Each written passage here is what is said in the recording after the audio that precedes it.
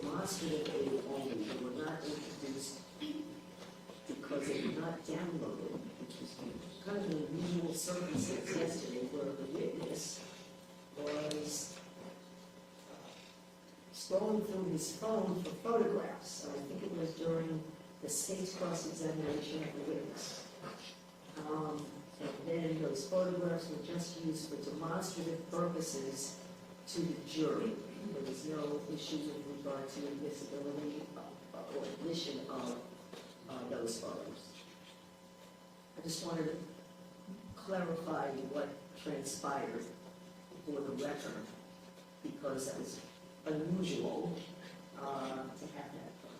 Your Honor, when witness David Rodriguez was on the stand, he was asked by the defense if he had a video, and that video was published. It was only about 6 seconds long.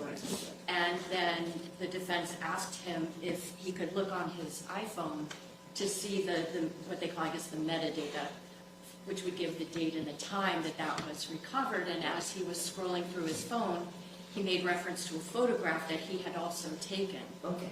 And so I have not ever seen that photograph. I'd seen the video.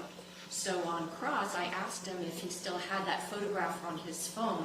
I couldn't exactly introduce his phone into evidence. No, I understand. But that's why I don't have any issues with that. I just want already to be clear that that was just shown to the jury, whatever the photo was, for demonstrative purposes throughout your cross-examination of the witness. That's true, but it was also with an intent that when we took the break, I would make contact with the witness and ask him to text me that photograph because I could potentially authenticate it through other witnesses. He indicated that he would do so and then has ghosted me since. And I advised him that he's still under subpoena and that if he does not respond, he could potentially face contempt proceedings. So I may be asking the court's assistance with reaching out to him. It's not make or break for my case, but I do think it is curious that he assured me he'd send it to me, and I know he's received my text messages, so.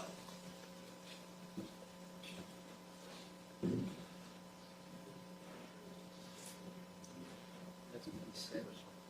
We can see it, but he said.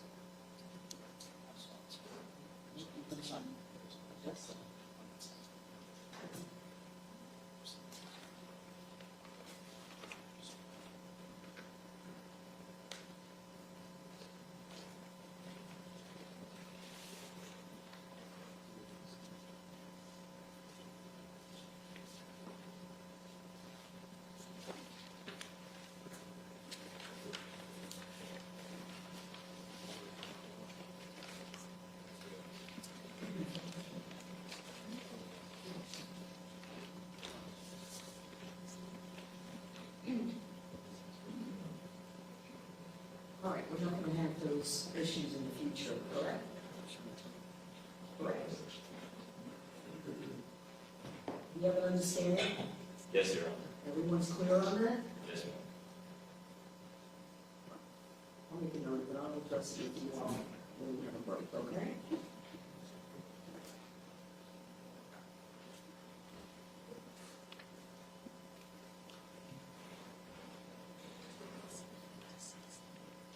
All right, so we have not received, and you would hopefully receive that item. Yes.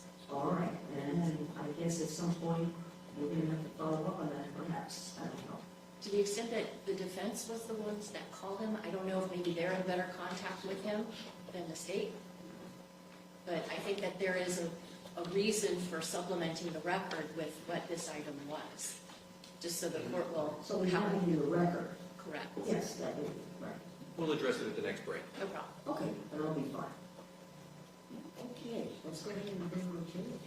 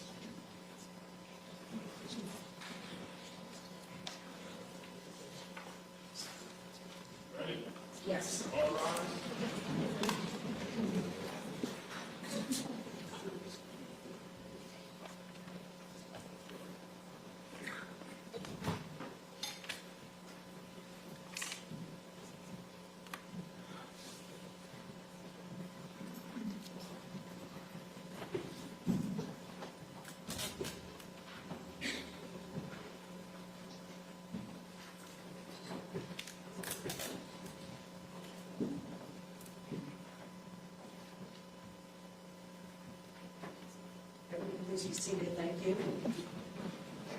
Good morning, ladies and gentlemen. Good morning. How are you all doing today? All right, anyone doing research to try to gather information about this case? Or independent investigation? How about seeing or heard anything in the news? Read anything? In the newspapers? All right, very well, thank you. We're ready to proceed now. Defense, you may call your next witness. Thank you, Your Honor. Dr. Diana Barratt, please. You don't want to step outside. Step forward, please. Raise your right hand and sworn. Do you swear affirm testimony about the legal be the truth, the whole truth, and nothing but truth? Yes. Please take a seat.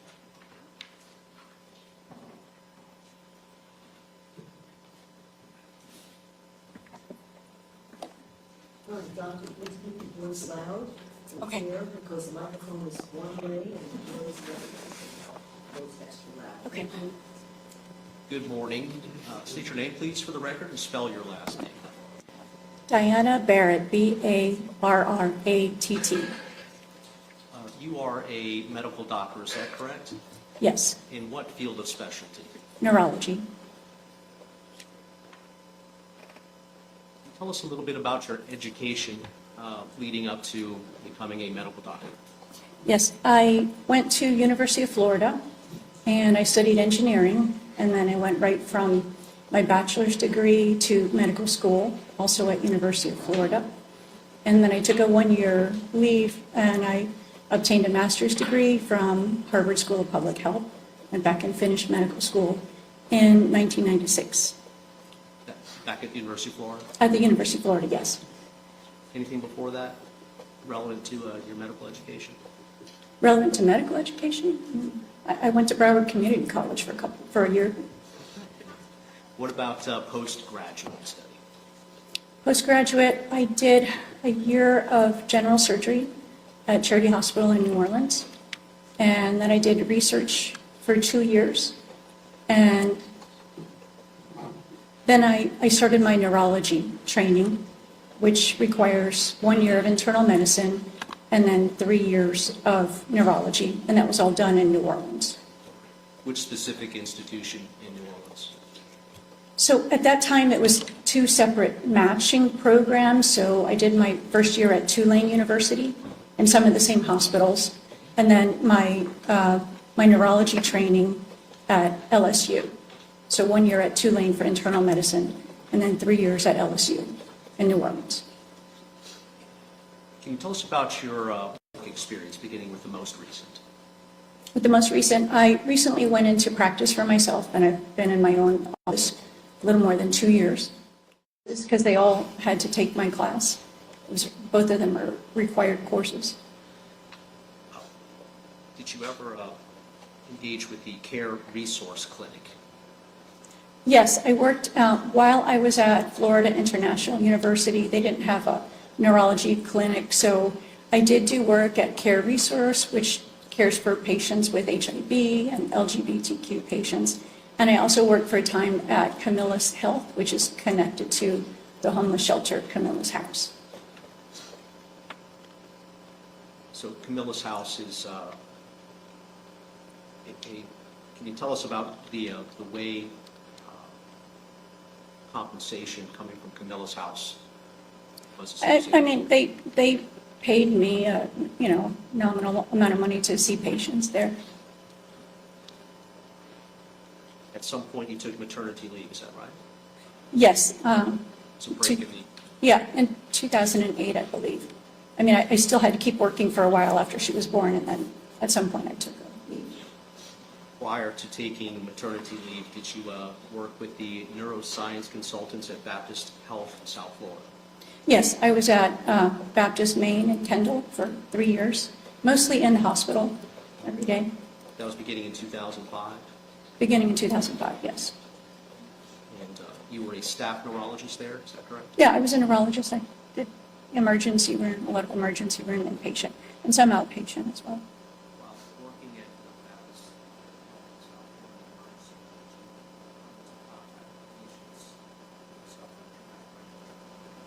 Yes, throughout my career, I've been in contact with patients with traumatic brain injury. And where I trained was a level 1 trauma center, and then the Lee Health System was a level 2 trauma center, so a lot of brain injuries. A level 1 is just a higher level, and penetrating trauma, gunshot wounds would go there, severe car accidents, but some regions don't have an easily accessible level 1 trauma center. So The Baptist did have one, does have one. I don't believe Baptist had one at the time. I'm not sure if they do now. Okay, that's understood. Louisiana State University had some work experience there? Yeah, after residency, I stayed on faculty for a time, but then Hurricane Katrina hit, and I decided to come back to South Florida. We have no hurricanes. Right, well, you're better prepared. Doctor, I see in your curriculum vitae that you've received some awards in your career. Can you tell us a little bit about any of those? So I received through the American Board of Psychiatry and Neurology an award to conduct education research. And the goal was to train students and residents to discuss medical errors. So if a complication happened, they would go into a simulation, they would interact with a standardized patient or patients and, apologize for making the error and try to, disclose the error in a compassionate way. That was one of the projects. Any other projects that you can think of for which you received awards? I did get another award from the American Academy of Neurology to do research on simulations that I developed for training medical students. Simulations with regard to treating patients, I presume? Yes, And then there were other teaching awards. I got an innovation award as a clerkship director, teaching award from the American Academy of Neurology, teaching award for clerkship director, A.B. Baker teaching award through the American Academy of Neurology. In addition to your private practice, do you continue to some degree in a teaching capacity? I do. I've lectured at Florida Atlantic University for the residency program. I can't remember when. It might have been like over a year ago. And then I've given lectures at Nova. There's an allopathic medical school there now. I've given sleep lectures with them. Can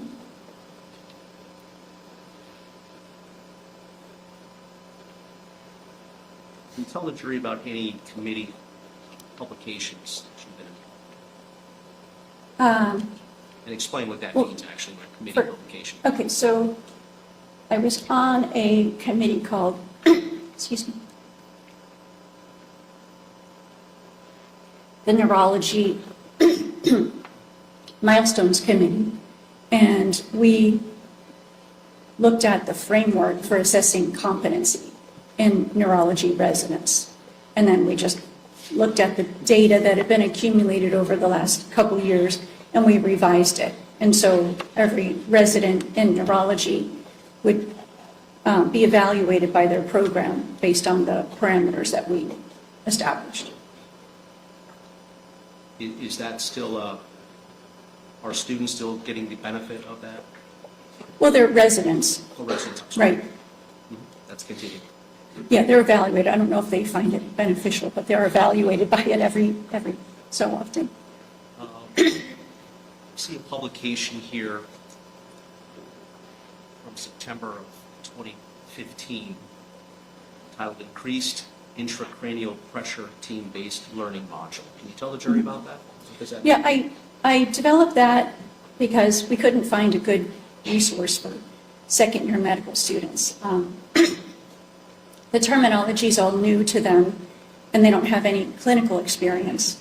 So I had a team, and we wrote a publication. We wrote and published some course materials, and it's just an overview of head trauma and increased intracranial pressures that would included things that they get tested on for their boards: epidural hematoma, subdural hematoma, subarachnoid hemorrhage, and then the initial information about how to treat those conditions. Could you be a little bit better explanation of what subarachnoid, I can't even say, the hematomas that you were talking about, subarachnoid hematoma and other some other of these items that you mentioned? Yeah, so an epidural hematoma could occur when someone hits their head really hard and they have a skull fracture, and then some blood forms right under the skull. A subdural hematoma is when a vein bleeds as opposed to an arterial bleed from an epidural hematoma. And then a subarachnoid, it occurs when an aneurysm ruptures.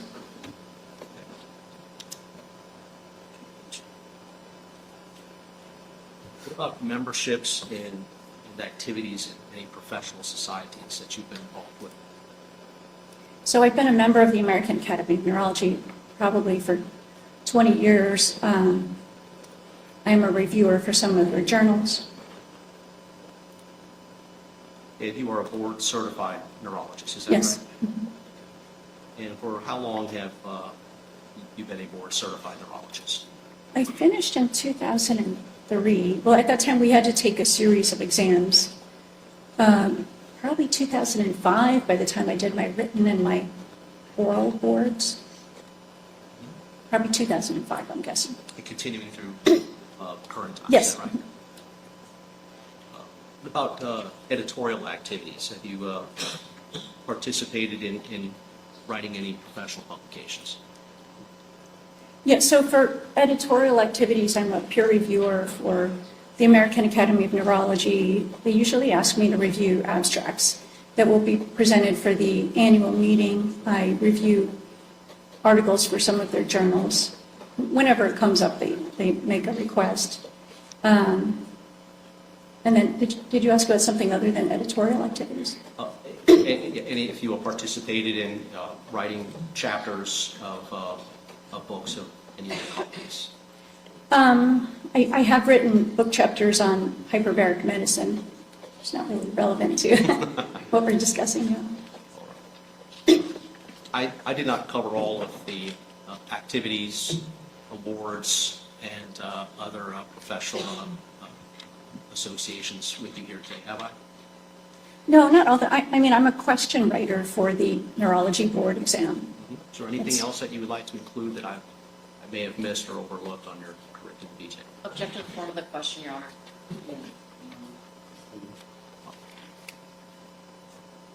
Let's talk about your personal practice right now. You mentioned that you've been in private practice for 2 years. Is that right? Yes. Can you let the jury know a little bit about the nature of your practice currently? So I don't take any insurance, and so on my website it says concierge neurology and sleep medicine physician. It's actually direct pay because the patients just pay me at the time they see me, and then I can give them a super bill. They can get reimbursed later for, if they can send it to their insurance and try to get reimbursed for my fees. And I see a wide range of neurology and sleep medicine patients. My youngest patient's probably 18, my oldest is in his 90s. With regard to the term concierge, is the term concierge commonly used in the private practice medical arena for the same purposes that you use it? Well, it usually means that there's a membership and patients pay per month. I had initially on my website direct pay, and nobody knew what that was. Everybody was asking me, what does that mean? And so I just changed to concierge. So the term concierge really focuses on how you receive payment from patients. Objection leading. Yeah, don't think that's All right. Could you just clarify, if any further clarification needs to be made, what the term concierge connotes? So the reason that I changed it from direct pay is that people would call me all day long saying, do you take my insurance? So I just wanted to make it clear that I'm not on any insurance plans. And then, I got fewer calls asking if I take their insurance.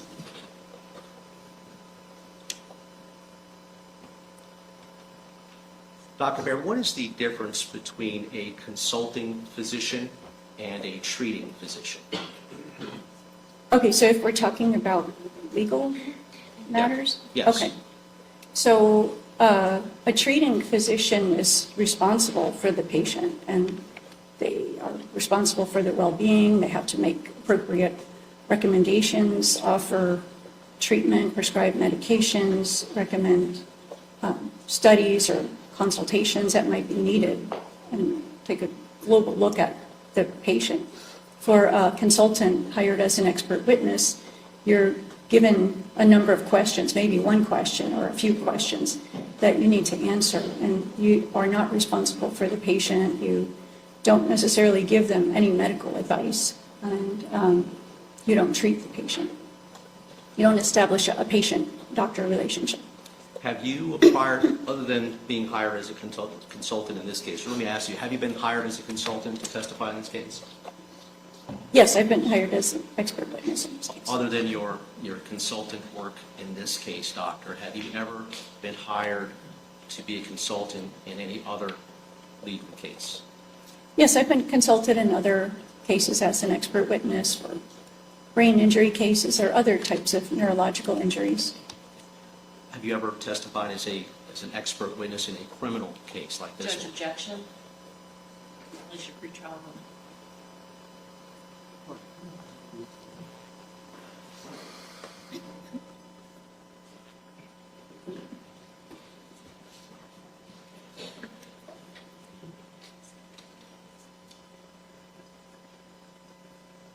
Dr. Barratt, have you testified as an expert witness in other legal matters? Yes, Were those civil matters, criminal matters, or sprinkling of both? civil. And when testifying as an expert in civil matters, have you testified both as on the plaintiff side and on the defense side? I don't remember how much I testified, but I've been hired as by the plaintiff side and by the defendant side.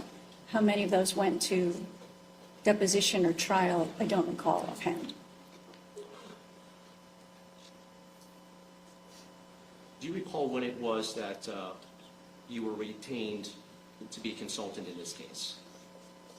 Yes, so to determine if Mr. Pino had a traumatic brain injury and to determine if it could cause amnesia and to determine if that could result in confabulation.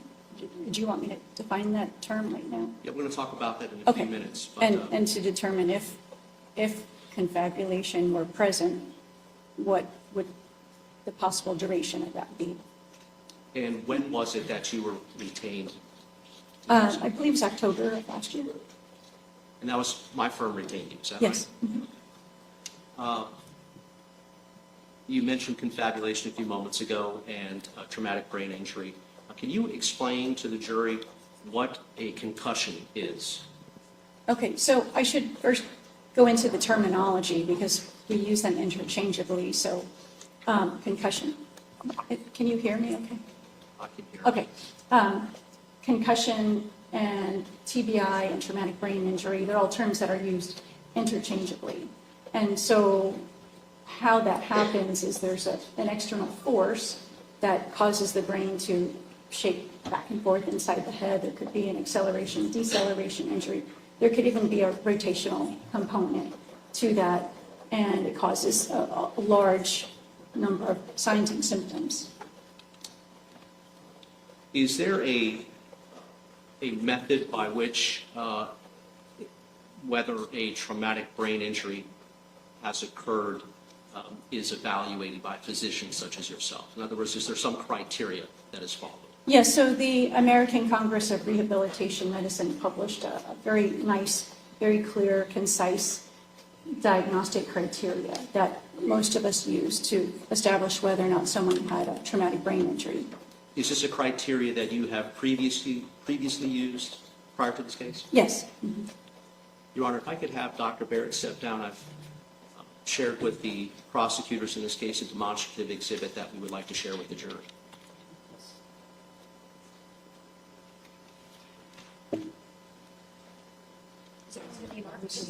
Yes, you are. Thank you. Yeah, we can mark this.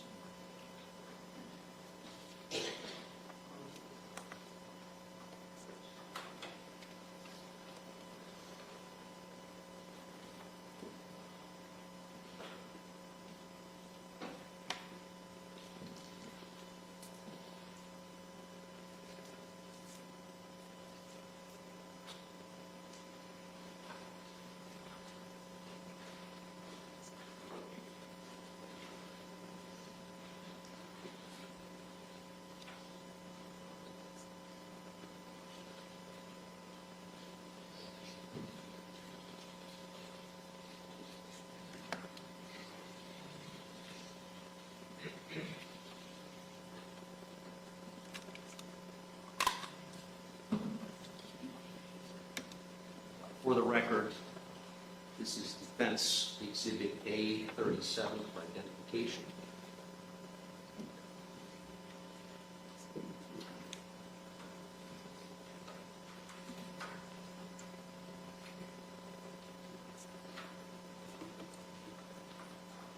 Okay, Professor.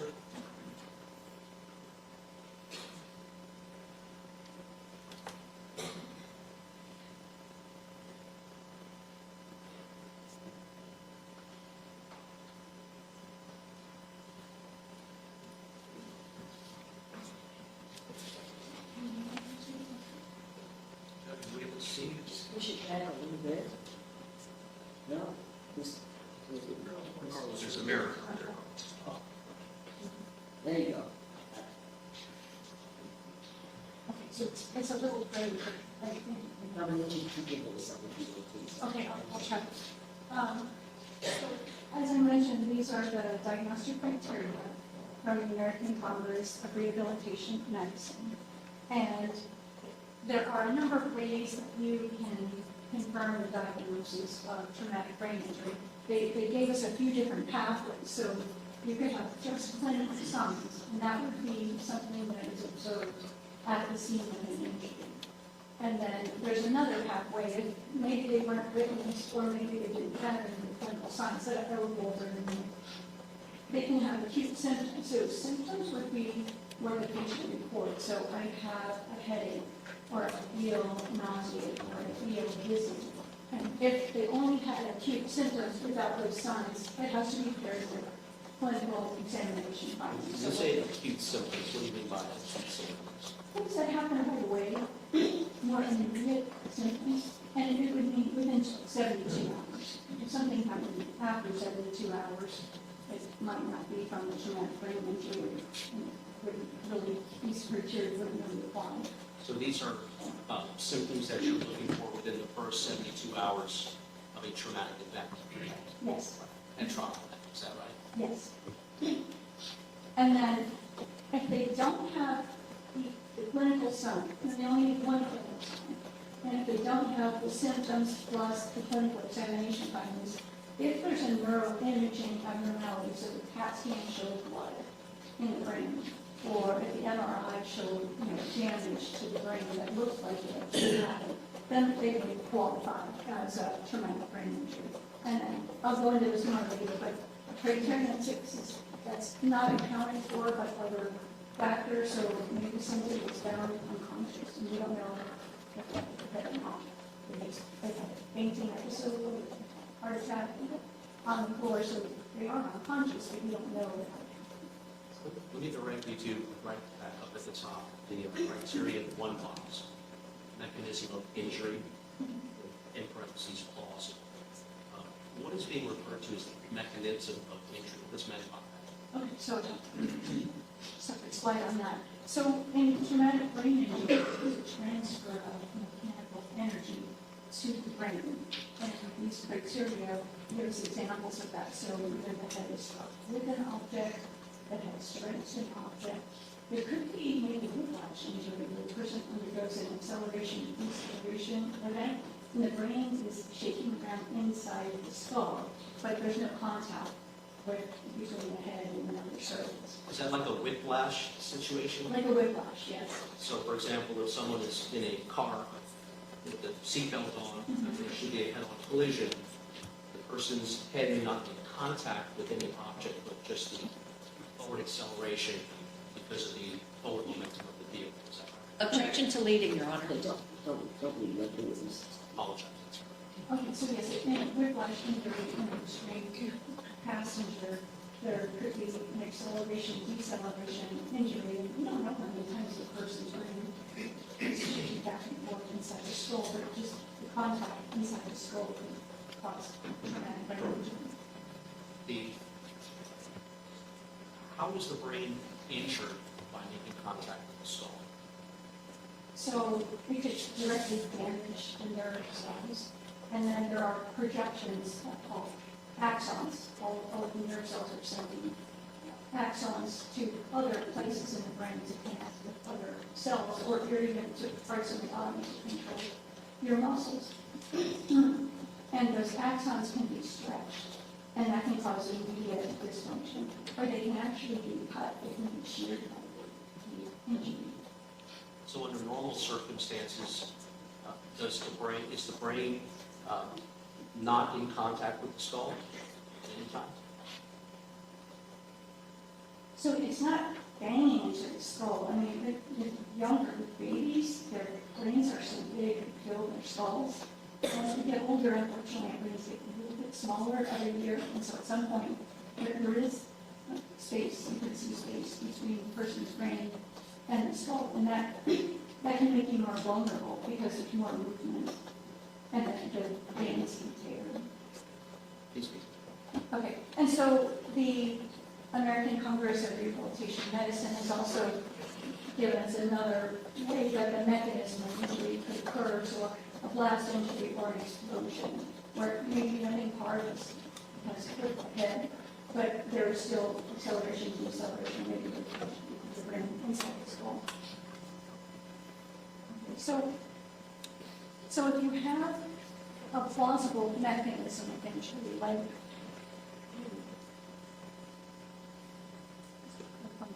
okay, if you have a plausible mechanism of injury, so there is a motor vehicle accident, fall, with head trauma, then you go down this first arm, and you only need one clinical sign, and those clinical signs can be weakness, loss of consciousness, immediately after the injury, alteration of mental status, and not something like that, and then there could be complete or partial amnesia.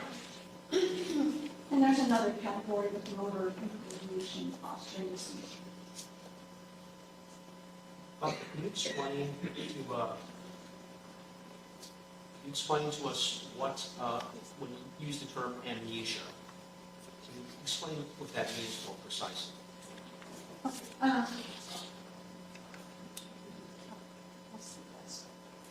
So amnesia occurs in traumatic brain injury, and it's not always like it is in individuals. They forget their name, or they forget who they are, or details of their lives. They forget things that happen immediately preceding the injury, and then things immediately after the injury. And sometimes they have trouble retrieving their memories. And so retrograde amnesia would mean they can't remember what happened right before the injury. And that could be because they were recording all the events, you're paying attention to all the events, and then suddenly you get a head injury, you haven't had time to store those events in your memory. Right after the injury, your brain is damaged, and so you could have trouble storing memory, and you could also have trouble retrieving older memories. What is the opposite of retrograde amnesia? So there's retrograde amnesia, which means you've forgotten what happened right before the accident. And then I use the term anterograde, because you can't form new memories right after the accident. And then in this document, they use post-traumatic amnesia, and they do it synonymously with anterograde. I'll just look back the slide. So loss of consciousness is pretty straightforward. So you see somebody unconscious and unresponsive. Alteration of mental status. I think I'm going to drink water.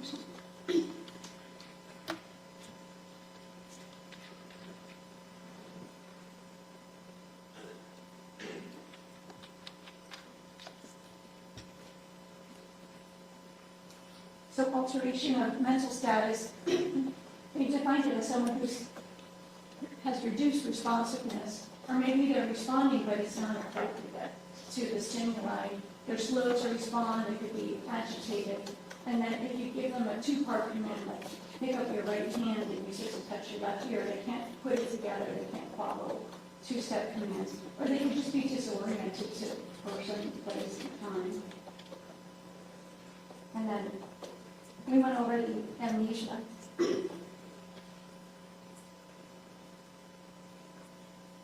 Go back one moment, two slides.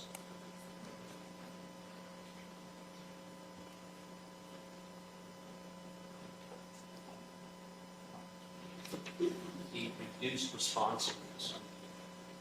Can you tell us, expound on that a little bit more? So, for example, hypothetically,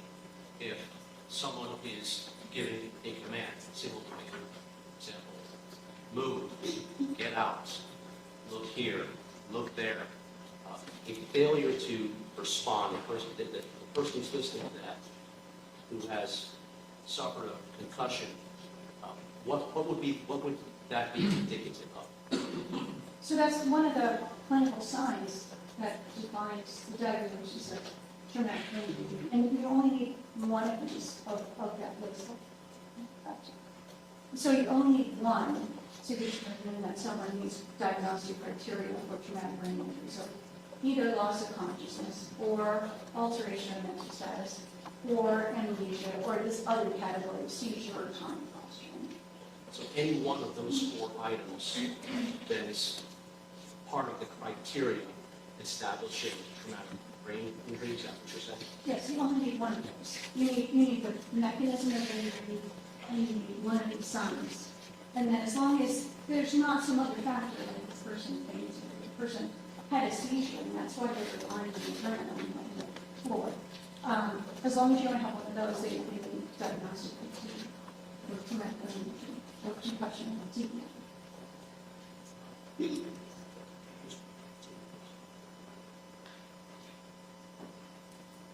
Okay, so we kind of went over this already. If there's not another reason that the person was unconscious, then we need the diagnostic criteria.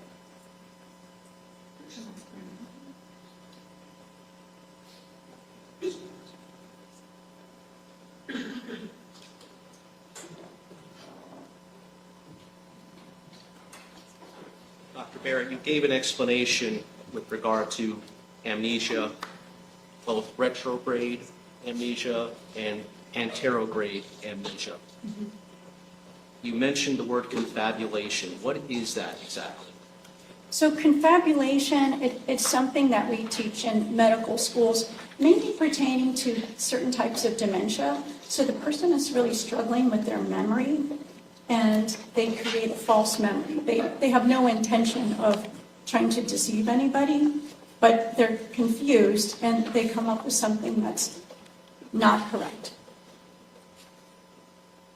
Other than confabulation being a sign of dementia, is there any other association that confabulation might have with amnesia? Well, so what I didn't say is that it usually we teach it in the context of a type of dementia called Wernicke-Korsakoff, but it's also in the literature pertaining to patients with Alzheimer's and other types of dementia, and it's also occurring in patients with traumatic brain injury.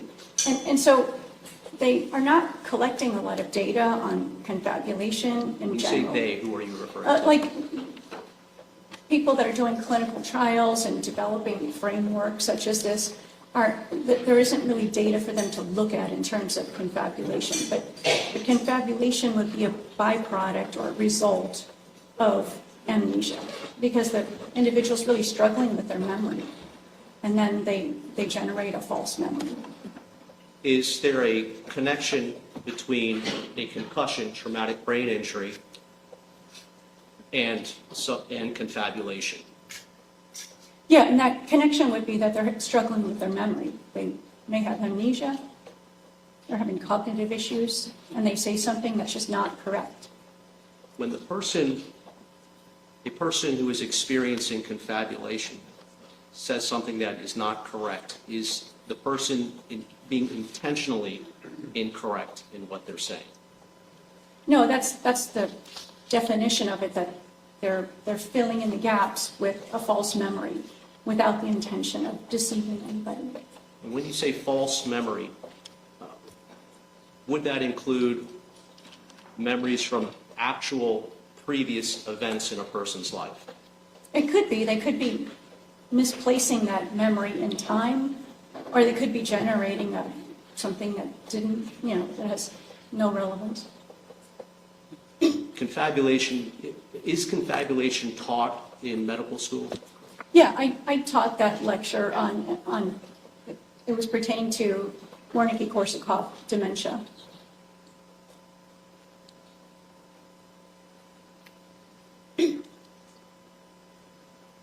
You mentioned something about filling gaps when you were in the context of confabulation. Can you expound on that a bit more for the jury? So in a person who's had a traumatic brain injury, they are not remembering. So in order to remember something, you have to be recording it. So if you're unconscious, obviously you're not recording anything. But if you're awake, you are recording information. But you need to store that information, and then you need to be able to retrieve that information later. So in somebody that has amnesia, they might not have had the opportunity to store that information because the impact occurred right as they were recording that information. And then after the impact, they have brain damage, and so they might not be able to store those memories, or they might not be able to retrieve those memories. In terms of confabulation, are older memories sometimes substituted for a current event? It could be.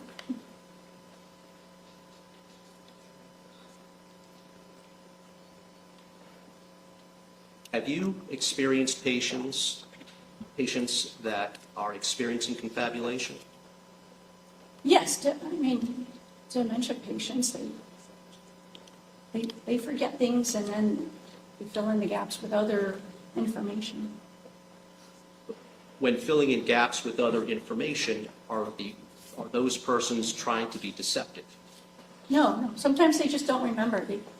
They used to bank with a certain institution and then they closed that account years ago, but they might not remember that they closed it. So they show up at the bank looking for their funds and the funds aren't available. Is there any medical study or history which connects a person who has suffered a traumatic brain injury with confabulation? There are studies on it. I just found a document recently, but I didn't have a chance to read the whole thing. But yeah, they do think more data should be collected on confabulation. How soon after a person experiences a traumatic brain injury would they actually start to experience amnesia, for example, of the event? And it could be immediately upon awakening from the loss of consciousness, or it could be maybe they didn't lose consciousness, maybe they just have difficulty with their memory. It could be immediately after the impact. Same question with confabulation. If a person suffers a traumatic brain injury, how soon after could confabulation enter the picture? It could be immediate. Is there and this was one of the questions that you were asked coming into this case as a consultant, but how long might a circumstance of confabulation persist? It's indefinite. Might it resolve itself on its own at some point? It could. And if it resolved it, how would it resolve itself on its own? We don't really understand the mechanisms of confabulation. I mean, there are many theories about this circuit of the brain and that circuit of the brain, but there's nothing conclusive, so we don't know. It's a poorly worded question on my part. What I was trying to ask, doctor, is that if a person is experiencing confabulation, a false memory, for example, is it the case that that person could then remember what reality was with regard to the incident? They could, over time, they might have a more accurate memory.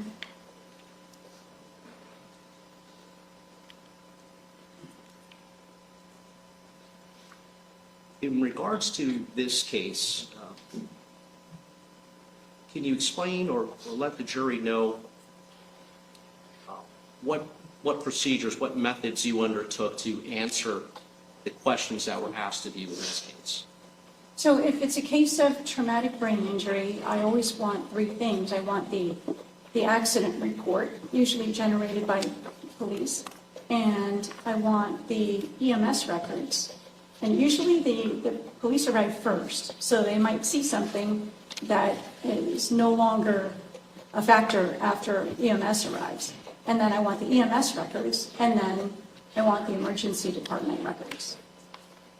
Now, all of the things that you just mentioned, the police report records, but particularly the EMS or the fire rescue records, is that right? EMS fire rescue? Yes. All right, so particularly with regard to the fire rescue records and the hospital records, is timing important for your evaluation as to whether someone had a traumatic brain injury or concussion? Yes, because as I showed in the graphic, it matters what you've seen at the scene of the event. So if there was loss of consciousness, if it happened, 5 days later, it really doesn't fall within those diagnostic criteria. But if the patient lost consciousness after the impact, or if the patient had amnesia directly after the impact, if these things were witnessed, then that confirms the diagnosis of traumatic brain injury. Would records either from fire rescue or hospital, records that, let's say, for example, let me back up. Let's say that a traumatic event, a boating accident, a car accident occurs on January 1st of any given year. Would medical records that were generated a year later be of any value to you in determining whether the individual suffered a concussion back on January 1st? Probably not. It should be all in the records from the first 72 hours. I mean, there is one instance I can think of where maybe the patient didn't get brain imaging and they get it done much later, and it does show that there was trauma to the brain as a specific, maybe they have contusions of their frontal lobes or their temporal lobes on both sides. So something like that, if I couldn't make the diagnosis of traumatic brain injury from the records from the first 72 hours, it's possible that it could be diagnosed years later, but then you wouldn't know if it occurred right at that moment or occurred before or after. With regard to the imaging that you would not know, could you explain that a little bit The more? imaging, yeah. I mean, how would you know the patient didn't have another traumatic brain injury after the first one or have a prior one? It'd be hard to date the image. You could just see that a traumatic brain injury happened at some point in time. Oh.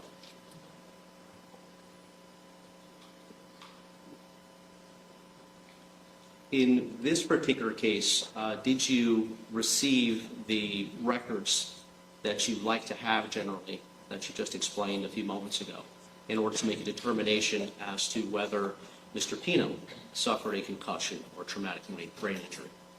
I did. I received the report from the Fish and Wildlife, and I received the EMS records from Fire Rescue, and I received a small amount of records from Baptist, Maine, and then I contacted the law firm because I could tell that all of the notes weren't in there, and then I was later sent a more complete set of records. When you say the law firm, you're talking about my law firm, Yes. is that right? Once you had all of those records, were you able to make a determination as to whether Mr. Pino, number one, had a mechanical means by which a head trauma occurred, and whether there was enough evidence based on the records to establish a loss of consciousness or any of the other factors that we just talked about in the criteria? Yes, I could see that he had a plausible mechanism of injury. He had a scalp hematoma, and it required 7 staples. What does that mean, a scalp hematoma? A scalp hematoma, so when he bumped his head, there was like blood accumulating under the surface of the skin, and there was a laceration, so they had to repair it with staples. I threw out the medical record, and it said that, he was witnessed unconscious on the boat. And so that automatically, that made it very clear that he meets the diagnostic criteria for traumatic brain injury. He also had he had amnesia, retrograde and anterograde or post-traumatic amnesia, but that wasn't even necessary to make the diagnosis. Let's talk with regard back to the diagnosis, and we'll get to amnesia in a moment. In addition to those records, were you aware of any eyewitness testimony as to whether Mr. Pino lost consciousness at any time? I had a deposition transcript from a witness, and that said that he was seen unconscious. Did you have an opportunity to note if Mr. Pino had injured his denture, his teeth in any way as a result of the accident? Yes, I received some records that showed that he'd been to the dentist, and there were pictures of broken teeth. So with regard to the pictures of broken teeth, assuming that the broken teeth did not predate the accident, Is that significant in any way in your analysis? Well, it's not needed to make a diagnosis of traumatic brain injury, but it fits the whole clinical picture. How does it fit the whole clinical picture? Explain that. Well, that there was trauma to the face and to the head.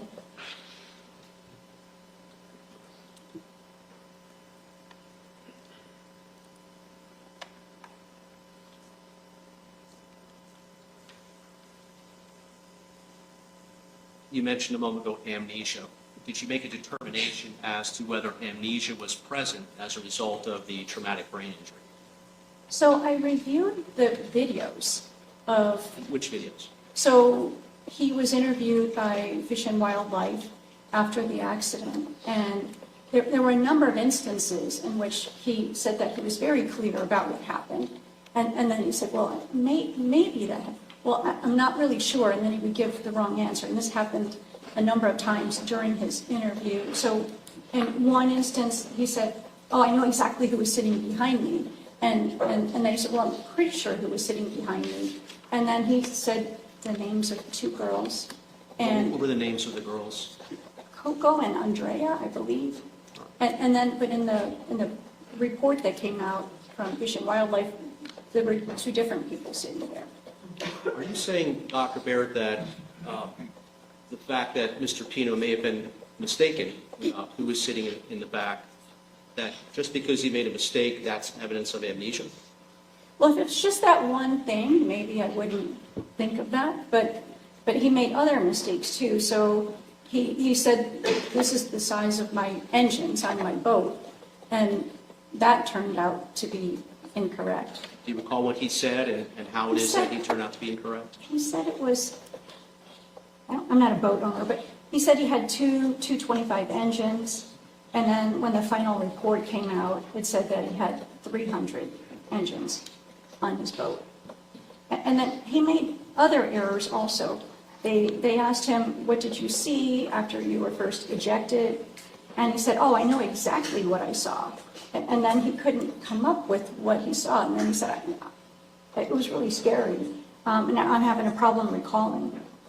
And then he had another episode where he said, I'm very clear who was under the boat. And then he said it was Natty.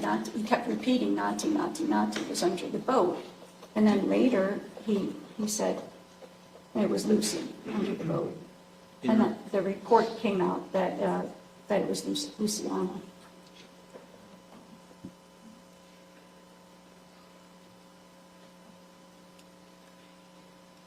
Are you aware whether or not the police report that you reviewed indicated, in fact, who was under the boat in this case? Is that right? Yes. And, was it your determination, based on learning that information, the police report, that Mr. Pino was mistaken when he said it was Nati who was under the boat? Yes, and it's not a mistake you would expect someone to make. So all of these things together, is it the how do you characterize all of these mistakes and facts with regard to your diagnosis of amnesia?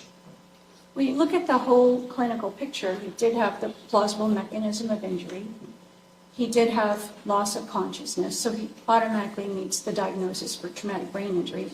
And then when he wakes up, he makes, I could understand someone not remembering exactly who was sitting behind them, but he would remember what size engine he has. He would remember the name of the girl that was under the boat.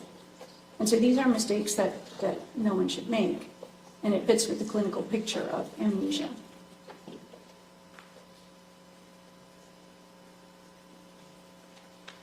And would you characterize that or categorize that as retrograde amnesia or anterograde? So there were aspects of both. So if it were something that happened right before the injury, then, and you couldn't remember that, then that's retrograde amnesia.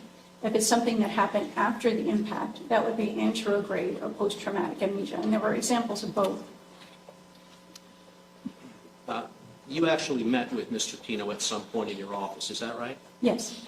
Was it necessary for you to meet with Mr. Pino before you could reach your diagnosis of traumatic brain injury and amnesia? No, I had what I needed from the medical records and the EMS records and the Fish and Wildlife report to make my diagnosis and come to my conclusion. Was And- that and based- I'm sorry, the videos also.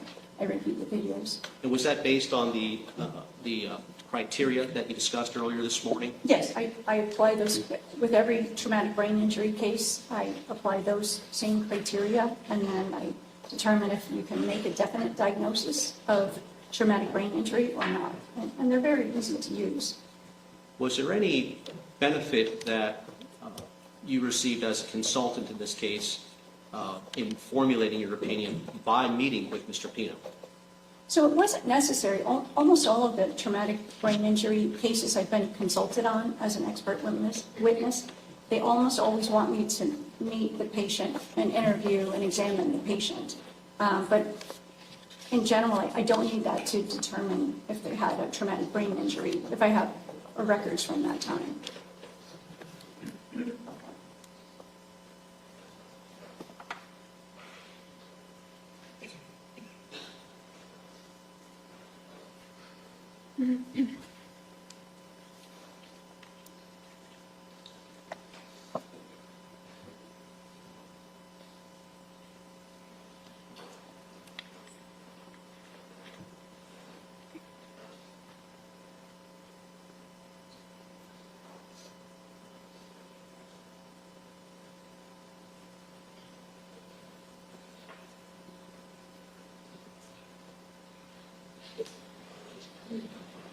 Dr. Barratt, when we were talking about the criteria, you mentioned that one of the criteria you look for in determining TBI, traumatic brain injury, is the failure of the individual to be able to follow a two-part command. Is that right? Yes.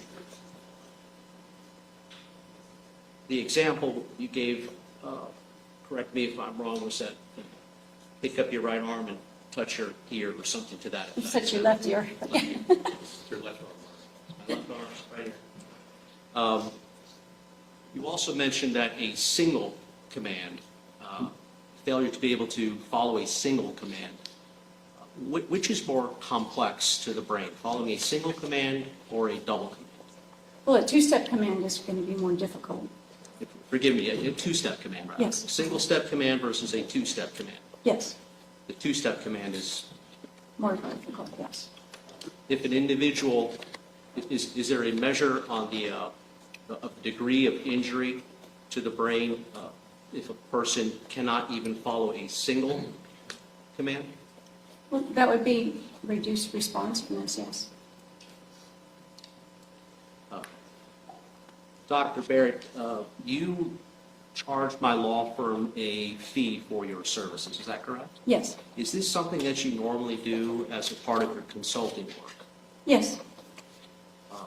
And how much do you charge, or how much did you charge my law firm, if you recall? So I charge $600 per hour for the initial record review, $800 per hour for report writing, depositions, trial, and the total, I believe the total was $29,200. That's as of today? Those are the invoices that were submitted already, yes. In charging our law firm $600 and $800 for review, $600 per hour, and so were those fees, were those hourly rates any different than what you charged any other law No. firm over the last several months or year? No. I don't have any further questions.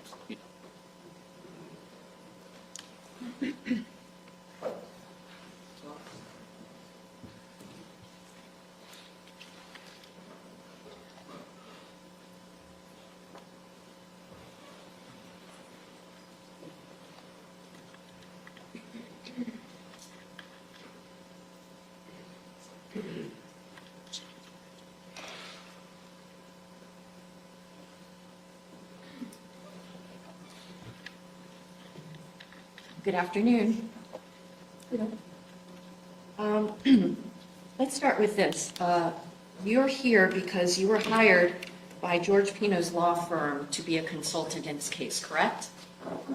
Yes, Do you see George Pino in this courtroom? yes. Can you please point to and identify an article of clothing so our record will be clear who we're talking about?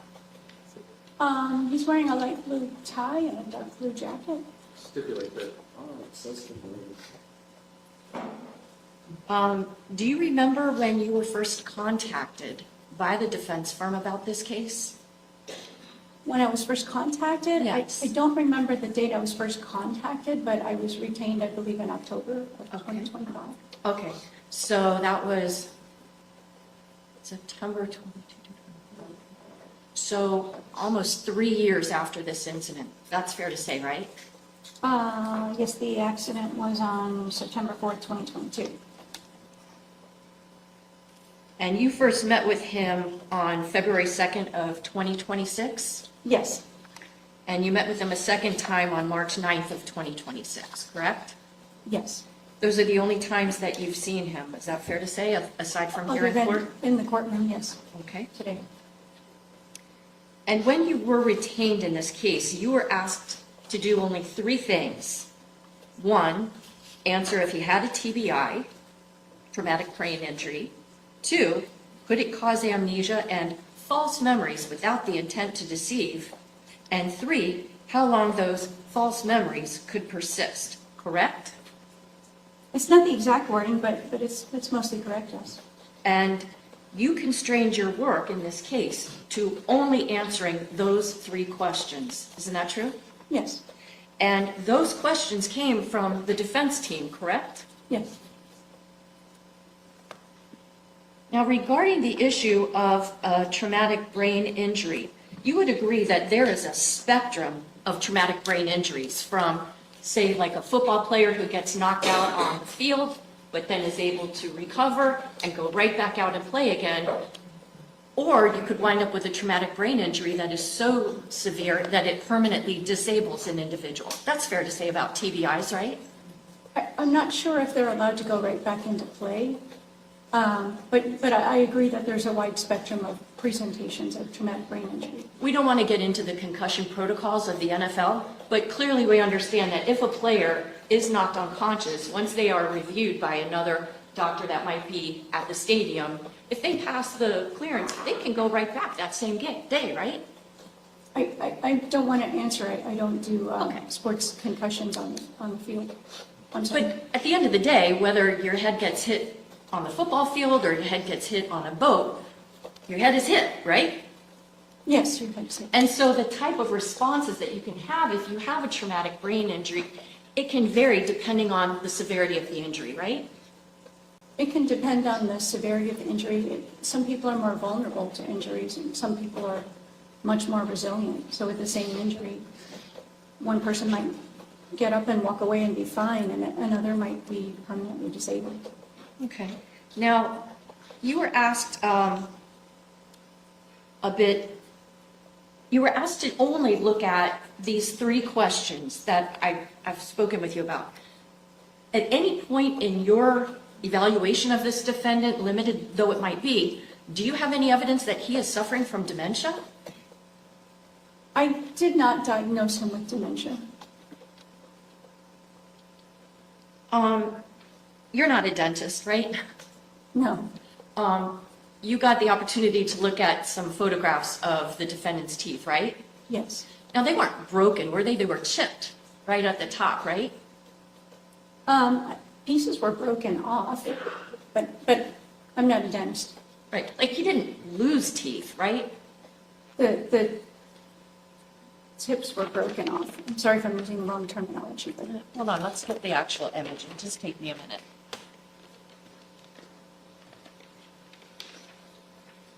I'm going to show you an exhibit. It's an evidence of states number 28. Excuse me, defense 28. okay. 2B, sorry. 2B looks like an 8, sorry. 2B. These are the photographs of the defendant's teeth that you were shown, correct? I believe so, yes. I believe it's in evidence It is. for a different number. 2B. Yeah.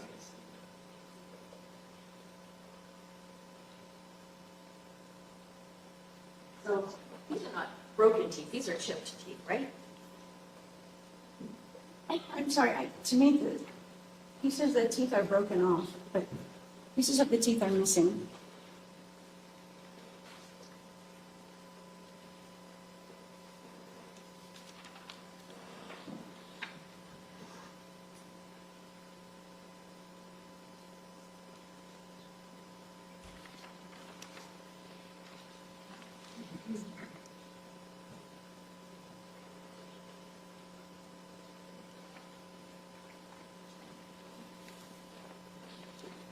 Showing you Defense Exhibit A, I'm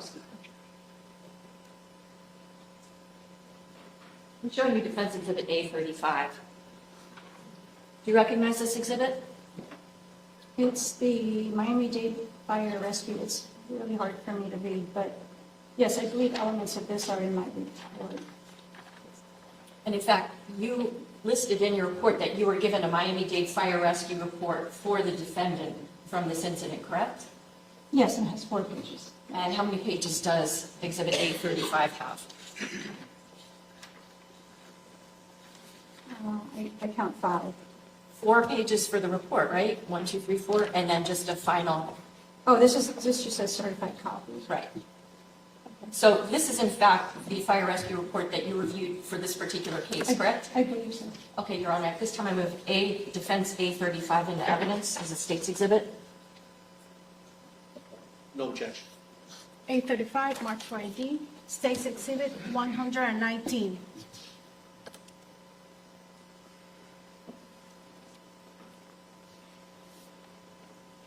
Let's go over some of the information on that report. Okay, which part, the font is One, really small. let me get my copy so I can.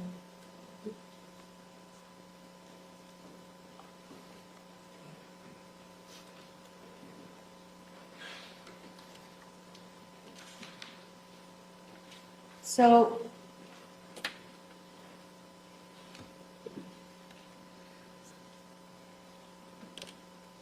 first off, can you read for us what the narrative was of the fire rescue worker that treated George Pino on September 4th, 2022? On the first page in the middle. Okay. Narrative.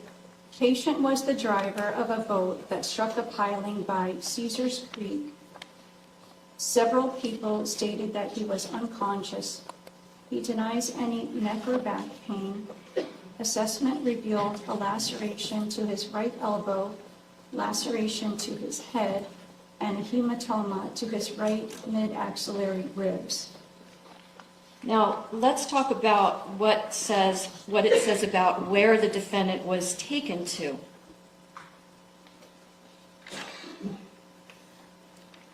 The defendant in this case was taken to Baptist Hospital, wasn't he? Disposition, hospital name, Baptist Hospital, Miami. And now, Baptist Hospital, that, to your knowledge, is not a level 1 trauma center where he was brought, was it? I don't believe it is, but I haven't looked them up recently. On page 2 of this report, you'll see in the upper part of the page, there is a part that indicates that on September 4th, at 11:14, it's in military time, 23:14 and 0 hours, so about 11:14, under vitals. What does it say? I-4 opens eye spontaneously. Verbal 5, oriented, smiles, follows objects, interacts. Motor 6, obeys commands, appropriate response to stimulation. Total GCS 15. GCS stands for Glasgow Coma Scale, doesn't it? Yes, it does. And it's an assessment of how alert and awake a patient might be, correct? Yes. And 15 is basically the highest level that you can have, isn't that true? Yes.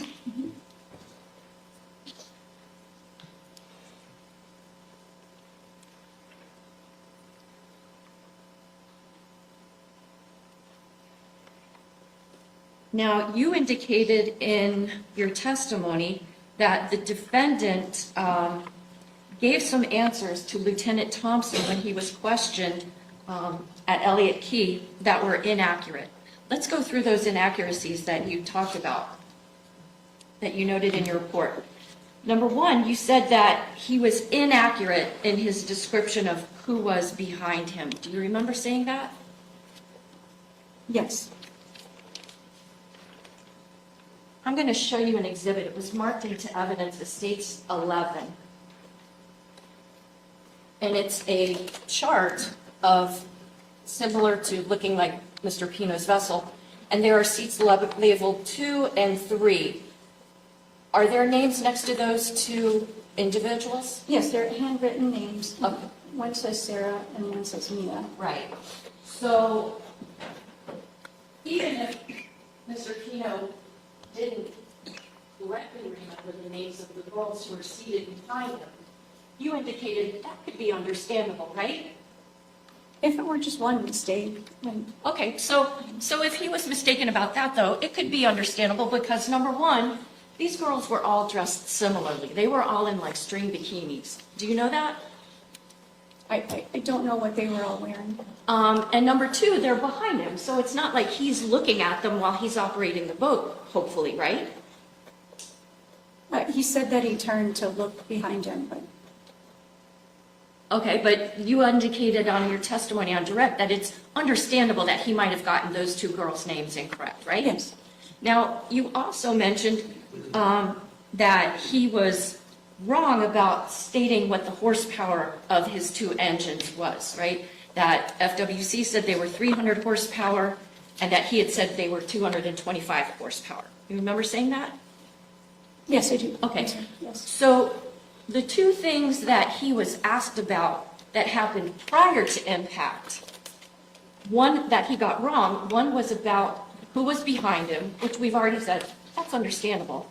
And the other thing that he got wrong about what happened prior to the impact was him saying that his engines were 225s rather than 300s, right? Yes.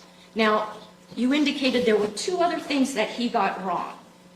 One was that he couldn't remember exactly what happened right after the impact. So now we're talking about him remembering what happened in the moments or minutes after his vessel had slammed into a channel mark at almost 50 miles an hour, right? I'm sorry, I don't know how fast he was going. Okay. So wouldn't you agree that an impact at a high rate of speed might be different than an impact at a low rate of speed? It could be, but the people have different vulnerabilities, so But that information wasn't relevant to your determination of how to answer those three questions the defense gave you, right? The speed of the vessel? no. The fact that he had loss of consciousness Okay. was important. So let's go back to the four things that you had highlighted that he got wrong.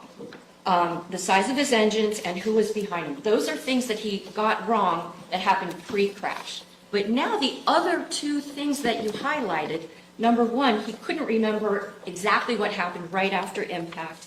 And number two, he initially said that it was nati that he recovered from under the boat. Those are things that happened post-impact. You would agree to that, right? Yes. And you would agree that in a written statement that he gave to Lieutenant Thompson, and when he spoke with Lieutenant Thompson, he actually did in fact note that it was Lucy that he had recovered. You're aware of that, right? Well, in my report, it says that he starts out by saying it was very clear who was under the boat, and then he said nati, nati, nati, over and over again. And then later he said it was Lucy. And then the report came out that he removed Luciana from under the vessel. I'm going to show you an exhibit that's in evidence. It's states number 102. Can you read this statement? Well, first off, let me ask you, would you consider a police officer asking a person to tell them what happened and then write down what happened? That's a two-step request from the officer, correct? Well, it's a two-step if you ask them to do it all in a row, so you have to remember each step. So I might ask a patient, please pick up your right hand and use it to touch your left ear. And if they're confused, they might pick up their hand and then they forget what they're supposed to do, and they might later remember to touch the ear or not at all. But you said that you watched the video of Lieutenant Thompson interacting with your client, correct? He's not my client. Pardon me, the defendant. Yes. So you then must have seen Lieutenant Thompson talking with the defendant seated at the picnic table and asking him about what happened and to write it down on a written statement.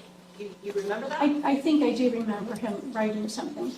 And so that would be kind of a two-step request. Tell me what happened and then write it down.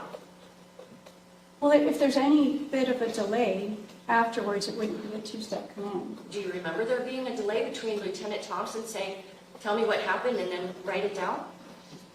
Well, there would be a delay if he has to get out the paper and hand him the pen. What if the paper is right in front of the defendant and the defendant has a pen in his hand? I teach the neurological examination. That's not how we teach someone to do a two-step command. It's something that you say immediately. You say both commands in sequence immediately, and they have to remember them both. Why don't you read along with me? Isn't this what the defendant wrote at the request of Lieutenant Thompson? Going back to ORC, Ocean Reef Club, the through channel, pass boat on left side of my boat, veer to the right to avoid big waves. Coming back into wave, I lost control of steering wheel as boat was going through the big waves. I was ejected from boat. In the back of the boat, I saw Mia and Sarah, my wife Ceci next to me, and the others in the front area of boat.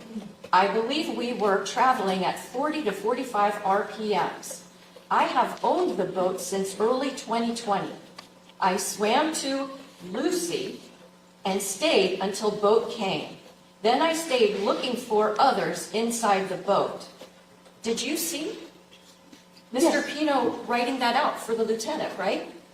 I believe I saw him writing something, but I couldn't see the text as he was writing it.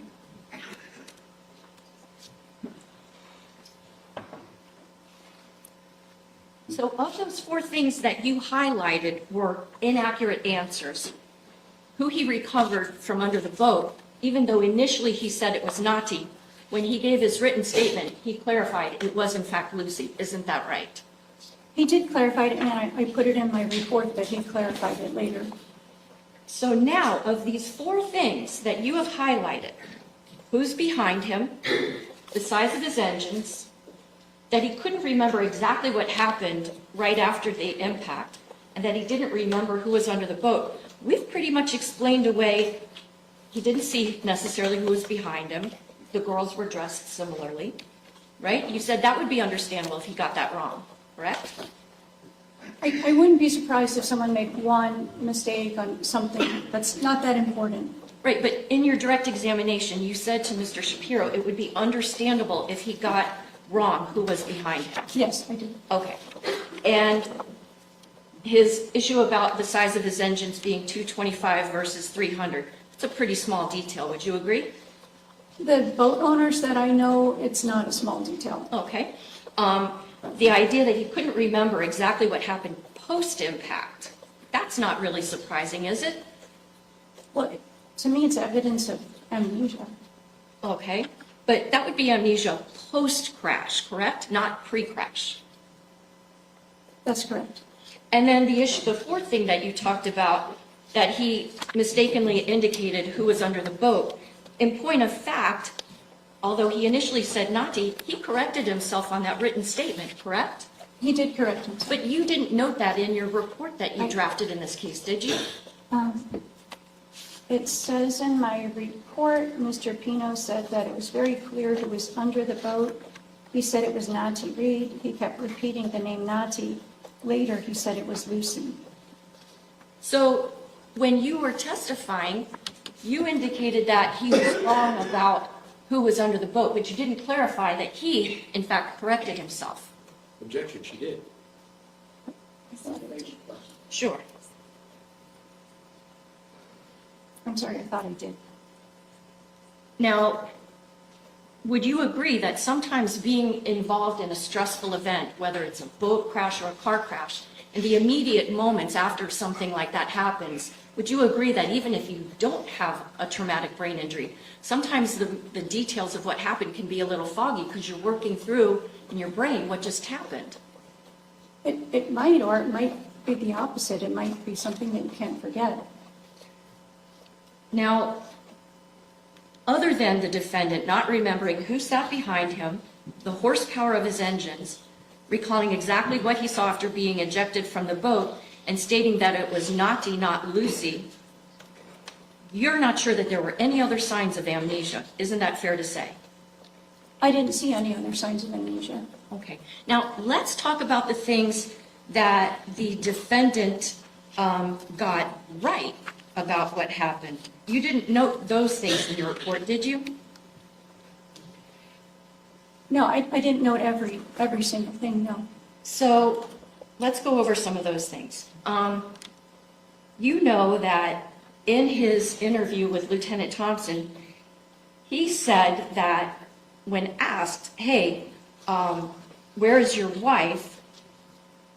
He indicated that he was asking about the condition of his wife and the girls that were on the boat. And he said to Lieutenant Thompson that Cammie was on a boat with his wife.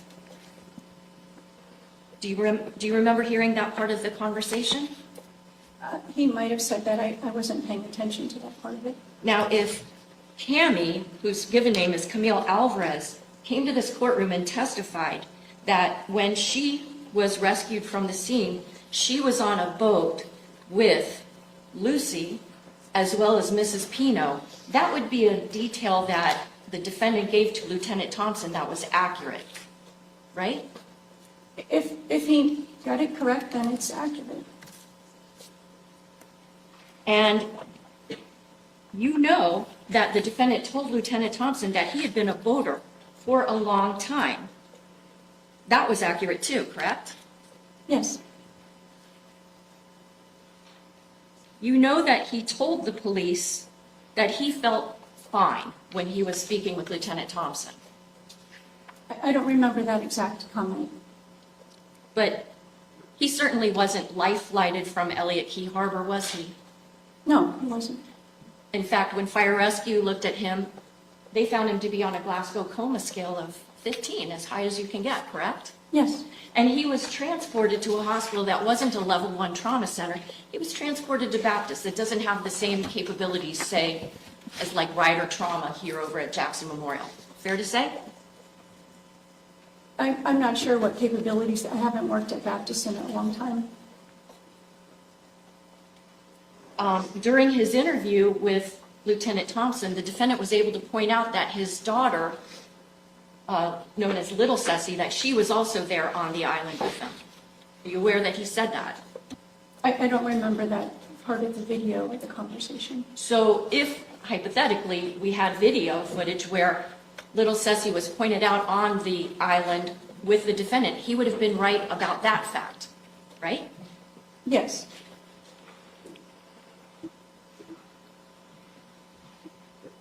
Mr. Pino told Lieutenant Thompson that the boating trip that he'd been on was part of a celebration for his daughter's birthday.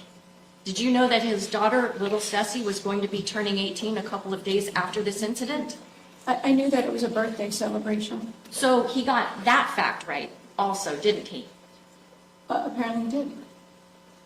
He also told Lieutenant Thompson that the other girls that were on his boat were his daughter's friends. Do you know that that's also accurate? I don't remember that part of the video.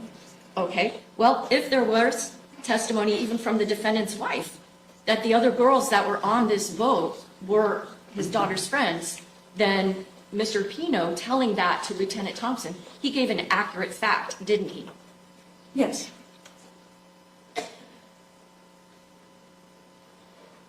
He knew that he told the police he'd owned that boat since 2020, right? I believe so. And in his written statement that he gave to the police that night, why don't you read this sentence that starts here, I have owned. What's that sentence? I have owned the boat since early 2020.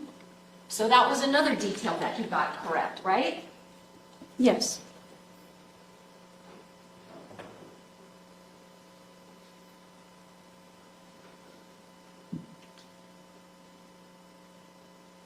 He said that he was the only one who operated the vessel that day, didn't he? I don't remember that part. If his wife testified that her husband was the one that was operating the boat on that day, that would be another fact that he got accurate, correct? Correct.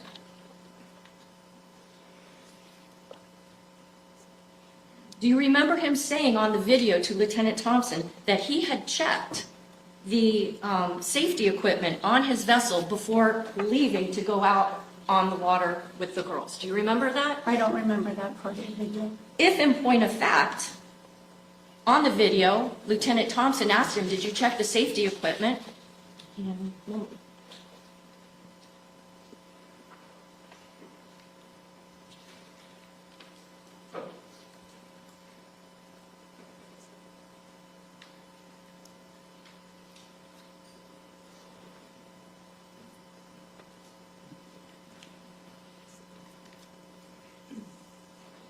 And he indicated that, yes, I did check the safety equipment. If that was on that video, then the defendant saying that he had checked the safety equipment, that would be another accurate statement, correct? Well, how do I know he checked it?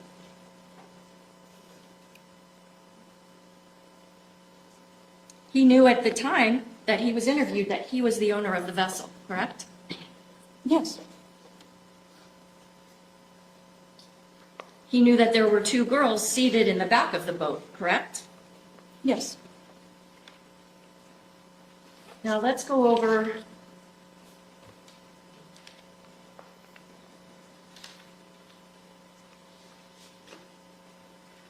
what he said about this crash.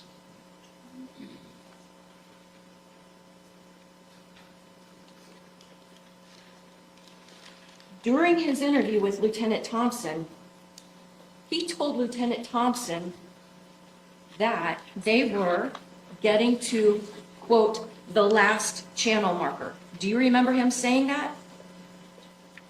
I think so.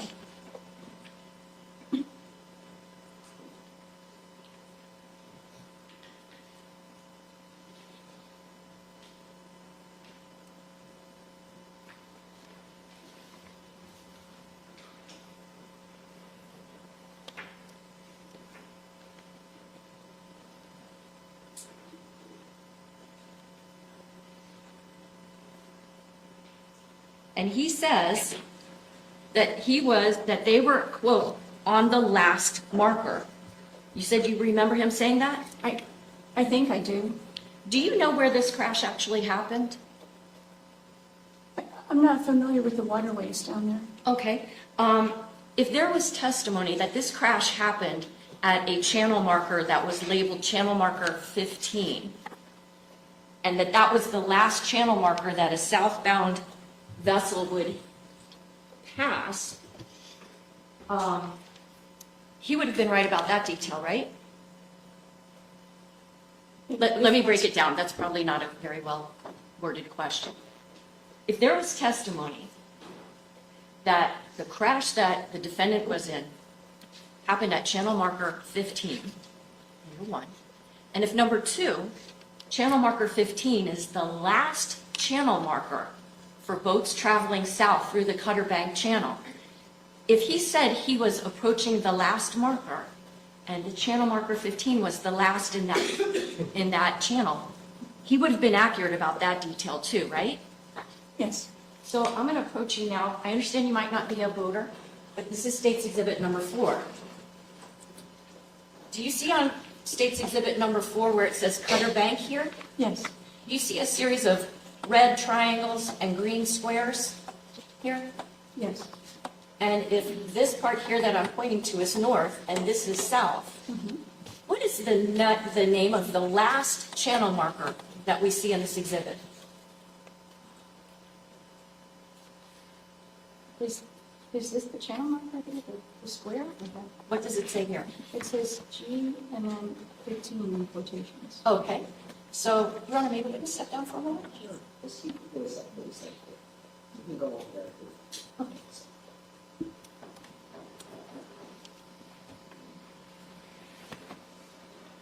So if the defendant's statement to the lieutenant is that the crash happened at the last channel marker, and if these green squares and red triangles are channel markers, what's the last channel marker for a boat that's going from the north to the south? What is it labeled as? So I see a green square labeled as G parentheses 15 and parentheses. Okay, so if that's the last channel marker, and if that's where the crash happened, then when the defendant was talking to Lieutenant Thompson, he was giving accurate reporting about where that crash occurred, wasn't he? I think so. Okay?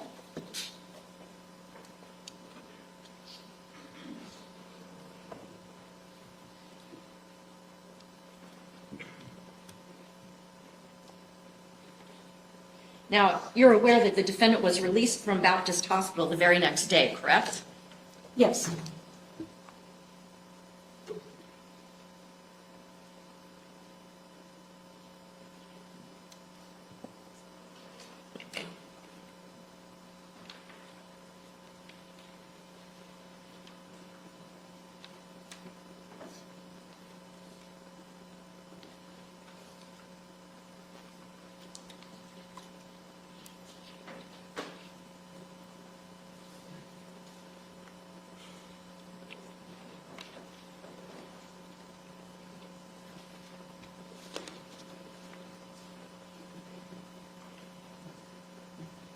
Is that keeping starting another area? I'm almost finished, Your Honor, if you could give me just a little bit of time. Thank you.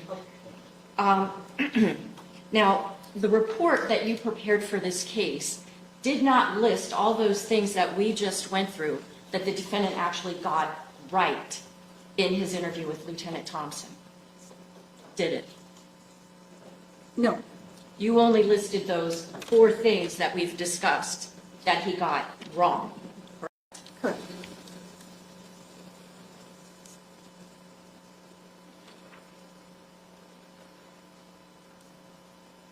You were given an MRI that had been, or the results of an MRI examination that had been done of the defendant's brain from July 1st of 2025. You remember reviewing that? That MRI that you received, you didn't really take that into account at all in formulating your opinions in this case, did you? I don't think it was very helpful. Okay. And in point of fact, there was nothing about that MRI of the defendant's brain from July 1st of 2025 to indicate that there was any significant trauma to this man, correct? It's not specific for trauma, no.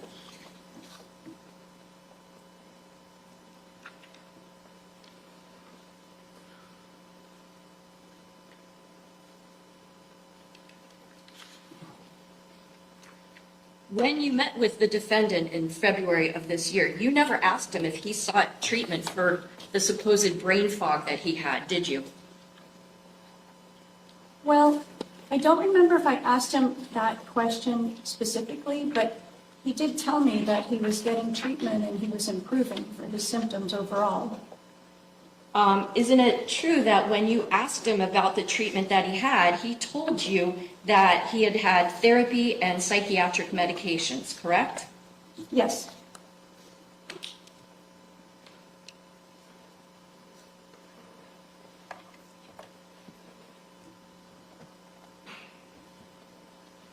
Now, you said that your claim that the defendant could have suffered from amnesia comes largely from the videos that you witnessed of the defendant speaking with Lieutenant Thompson, right?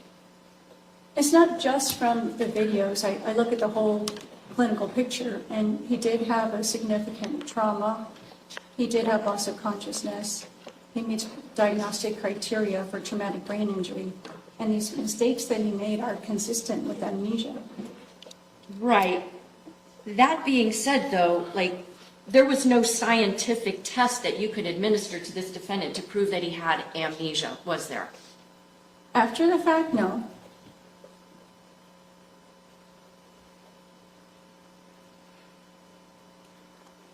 You did administer a test called the Montreal Cognitive Assessment Test, right? Yes, But that doesn't prove that he had amnesia, did it?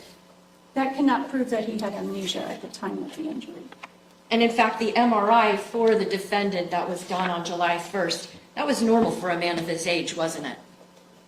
He did have some white matter lesions in his brain, which is not surprising for someone who has a history of high cholesterol untreated and someone for that age. Right. So it looked like a middle-aged man that might have high cholesterol, right? It could be.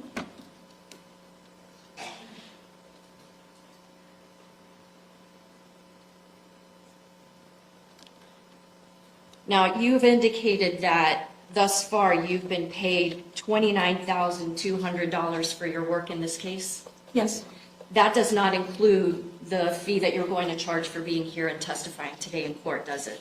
no, it doesn't.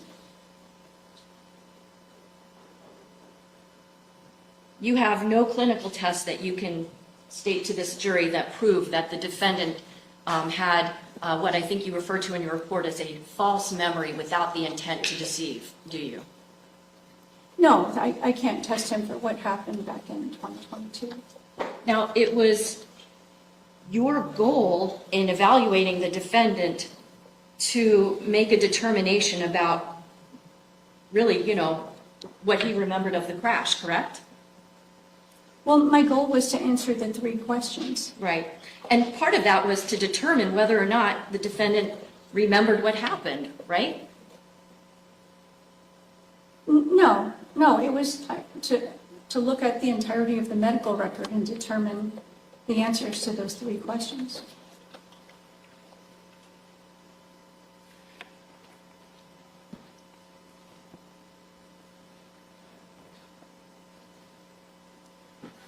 You did not ask the defendant nor his wife that was with him when you met with him how the crash occurred, did you? No, You did not ask how the accident occurred, even though you were trying to find out what he remembered of the events surrounding the accident, right? well, I had that from the medical record, and he was starting to get very anxious and stressed, and there's only so many questions you can ask a patient before they end up not being able to function on the cognitive testing. So you never said to him, tell me how this crash happened? No, I did not. So you were evaluating his memory without asking him what he remembered, correct? I was evaluating his memory on the day that he presented to my office. Right. So you were evaluating his memory, but you didn't ask him what he remembered, did you? No, I relied on the records, the medical records, and the Fish and Wildlife report and the EMS records. So again, my question is, you were evaluating his memory, but you did not ask him what happened, did you? I'm asking you if you can give me a straightforward answer. Did you ask yes or no? I understand. But I'm sorry, let me ask the question again. You were evaluating the defendant's memory, but you did not ask him what he remembered of the crash, did you? I did not ask him all of the details. I started asking him, how were you right before the crash and what happened after, and he started to get very anxious, and so I stopped with that. Okay, nothing else.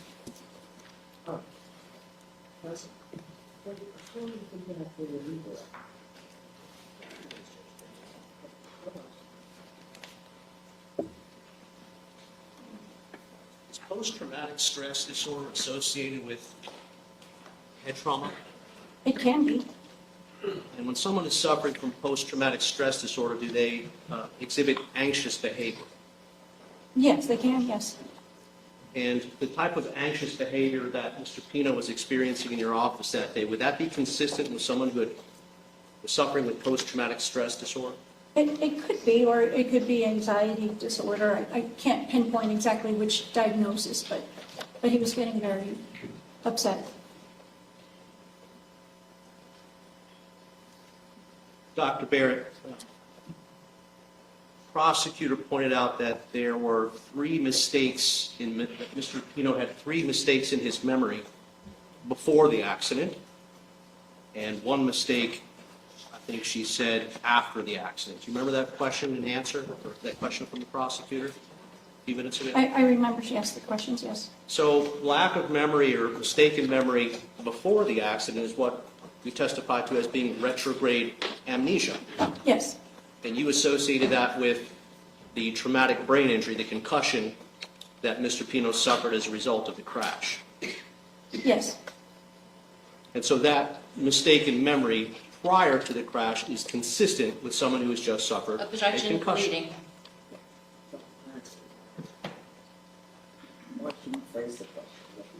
Is the mistake, are the pre-crash mistakes in memory consistent with concussion? yes. So retrograde amnesia can occur, and it's one of the defining characteristics of traumatic brain injury. As well as memories, is that true also with memories after the incident? Post-traumatic amnesia, they define it as post-traumatic amnesia. I refer to it as anterograde amnesia. It's one of the clinical signs that are diagnostic of traumatic brain injury. Here's a picture of the boat.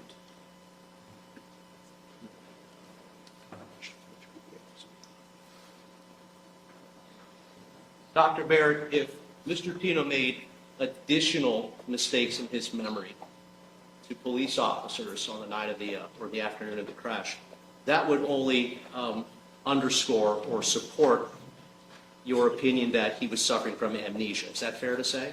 Yes,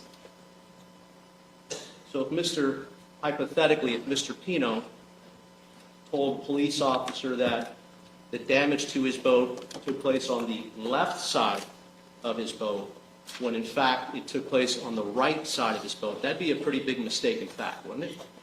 it would be. Yes. Showing you what is in evidence as State's Exhibit 68. Now, I know that you're not familiar with the way the boat in this case moves, are you? I might have seen pictures of it. Oh, where might you have seen it? Police report? Yes, So let me show you what State's I've Exhibit seen 68. this image.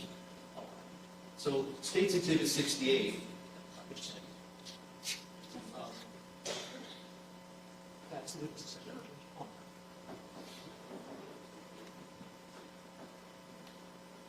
pretty simple, but this is the front of the boat. Do you agree? Yes. Is this the right side of the boat? So this would be the police officer that the damage occurred on the left side of the boat. That would be a mistake. Yes. Would that be supportive of your opinion that that mistake in memory occurring after the accident is an example of anterograde amnesia?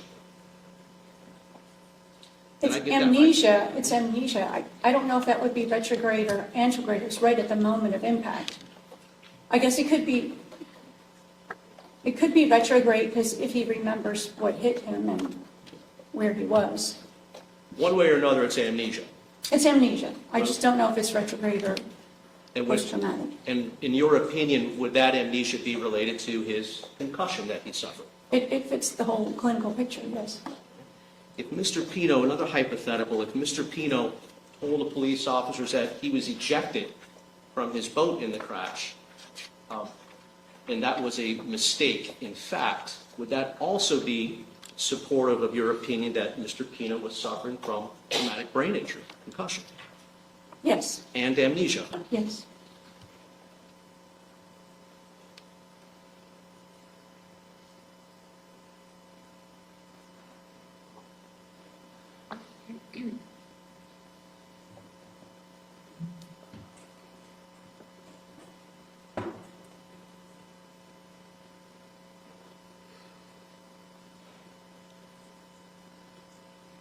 And I'm going to refer you, Dr. Barratt, to State's Exhibit 102. This is the written statement made by Mr. Pino to the police officer that night. And would you read the sentence where I'm pointing? I was ejected from the boat. So this isn't up, so in fact, that's exactly what Mr. Pino said, was a mistake in his memory that he reduced to writing when he was asked to do so, right? Would that, is that a yes? Yes, Would that also be supportive of your opinion that Mr. Pino, even at that time, was suffering from concussion-related amnesia? yes.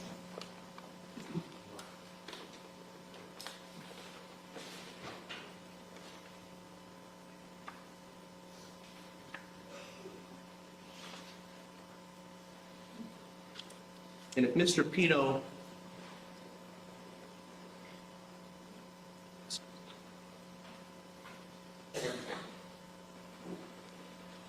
Dr. Barratt, does amnesia in a case like this make it impossible to recall all facts that occurred prior to the accident? No, I mean, they would especially have difficulty with the events that occurred immediately before the accident. Would amnesia after the accident require that a person not remember any of the facts that happened after the accident? No, it could be partial amnesia. It doesn't have to be complete. In your opinion, after evaluating the medical records and the other documents that you reviewed in this case, do you believe that Mr. Pino was suffering from amnesia because he did not remember some facts? Yes, it's in the diagnostic criteria that we showed. There could be partial amnesia. Yes. The criteria you're talking about that we reviewed earlier today, is Yes. that right? So that criteria, you're saying, only requires partial amnesia? Right.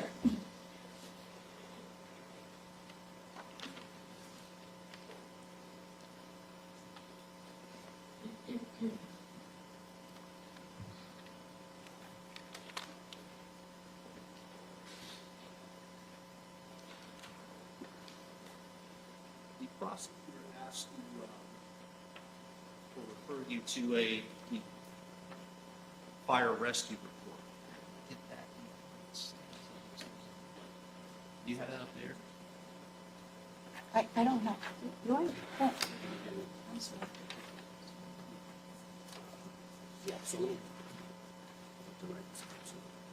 Dr. Barratt, I want to refer you back to State's Exhibit 119. That was the fire rescue report. Is that correct? Yes.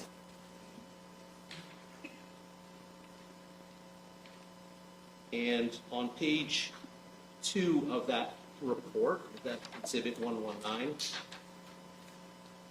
the prosecutor asked you about the vital signs that were taken near the bottom of the page there. You see that? Yes. It's under vitals, but I don't consider those vital signs. But yes, I know what you mean. Right.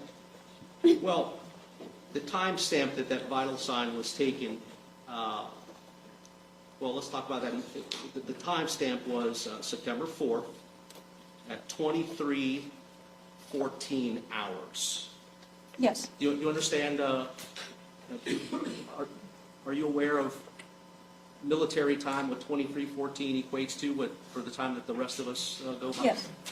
That's 11:14 at night, correct? Is that correct? Yes. And at 11:14 at night, the fire rescue paramedic noted that Mr. Pino's eyes were open and gave a score of 4. And by the way, these scores are associated with something called a Glasgow Coma Scale, is that right? Yes. That's what the prosecutor was asking you about? Yes. Can you tell the jury what is a Glasgow Coma Scale? So it's a score that is used especially in relation to patients with trauma. And you can give them a numerical score, and one category is, do they open their eyes? So some people won't open their eyes. Some people will open their eyes if you shake them or, pinch them, and they'll open their eyes only to very aggressive stimuli. Some people will open their eyes spontaneously. And then another category that we look at is if they're oriented. So maybe if they're disoriented, they don't know what day it is, then they would score lower. But this is he was oriented. and this is obeys commands. And then his total score is 15. 15 is the highest degree of awareness under the Glasgow Coma scale. Is that On right? that scale, yes. In other words, the person is, I'm a 15 right now. You're a I think 15 so. right now, yes. Okay. But I'm awake, kind of, and aware of what's going on. That's a 15, Yes. right? When Mr. Pino was unconscious on the deck of his boat, what would his Glasgow Coma scale be in a situation like that, roughly? Well, it would be less than 15. We don't know because we didn't try to stimulate him. So in order to know for sure, you'd have to talk to him, touch him, maybe rub his chest to see if he wakes up. So we don't know, but it's definitely less than a 15. And then you would see if he moved also, if he opened his eyes, if he was able to talk. If Mr. Pino had a Glasgow Coma scale of 15 as his supervisor,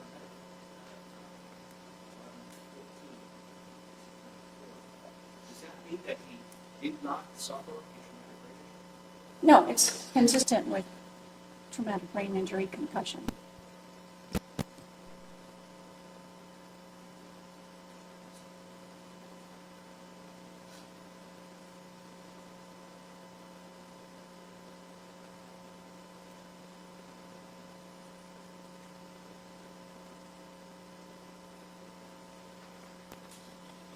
One other thing about Mr. Pino's mistaken memories that evening. He said to the officer, as we pointed out a moment ago, do you recall him telling the officer that he was ejected from, let me start again, it's a terrible question.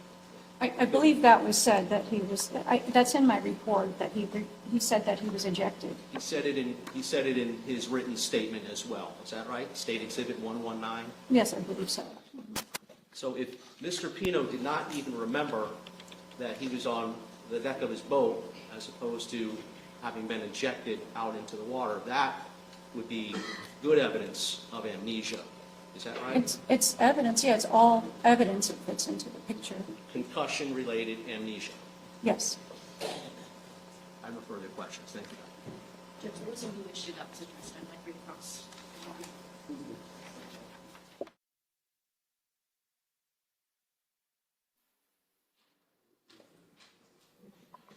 By the way, I'm going to make inquiry of Mr. Pino at some point, probably after you finish this witness, as to whether or not he wishes to testify.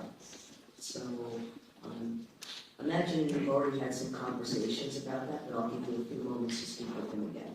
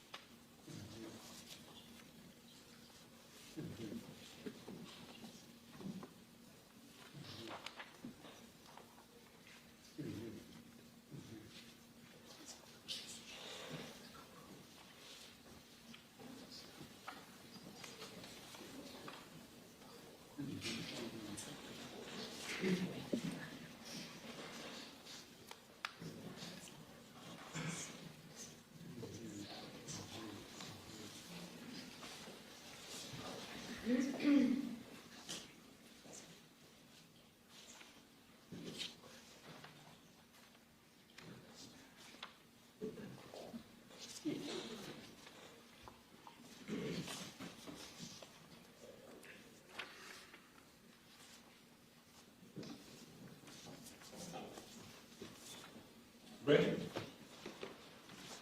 All rise.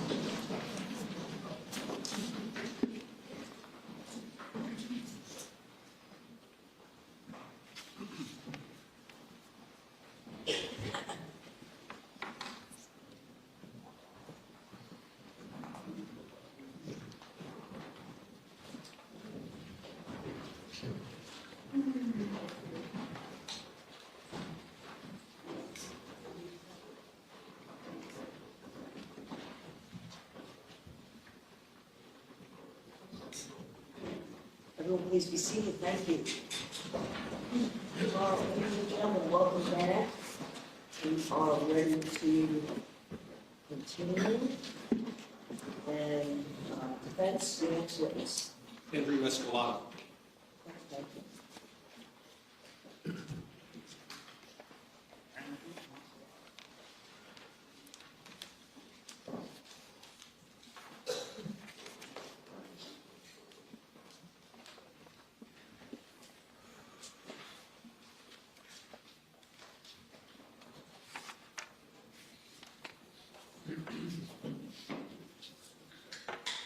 Please step forward, face the clerk, the flag is sworn.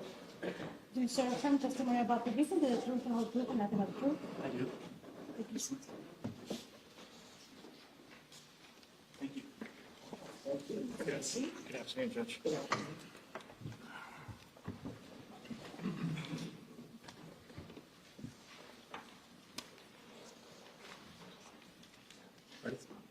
Mr. Mescolotto, good afternoon. Good afternoon. I'll ask you to get that microphone closer to you, or you get closer to it. You testified in the court in this proceeding once before, Yes. for a few minutes, I think it was last week? Yes, I did. Okay. And so I'd like to ask you some questions about your, the limited subject matter of your testimony. You were asked some questions last week about interrogatories. Yes. Okay. First, let's remind the jury who you are and your profession. Sure. My name is Andrew Mescolotto. I'm a maritime attorney. I'm a partner at the law firm of Fertig and Gramling in Fort Lauderdale. And what is the typical case that you handle at the law firm you've been with? So we're a civil law firm. We don't deal with criminal matters like this. We handle marine-related civil litigation and transactional matters. Okay. And for how many years have you been practicing in this area? It will be 20 years this September. And how did you come to be involved in the case of George and Cecilia Pino? So approximately a week after the boating accident, my law firm was retained to defend George Pino by his vessel marine insurance company. So who contacted you? Was it the insurance company?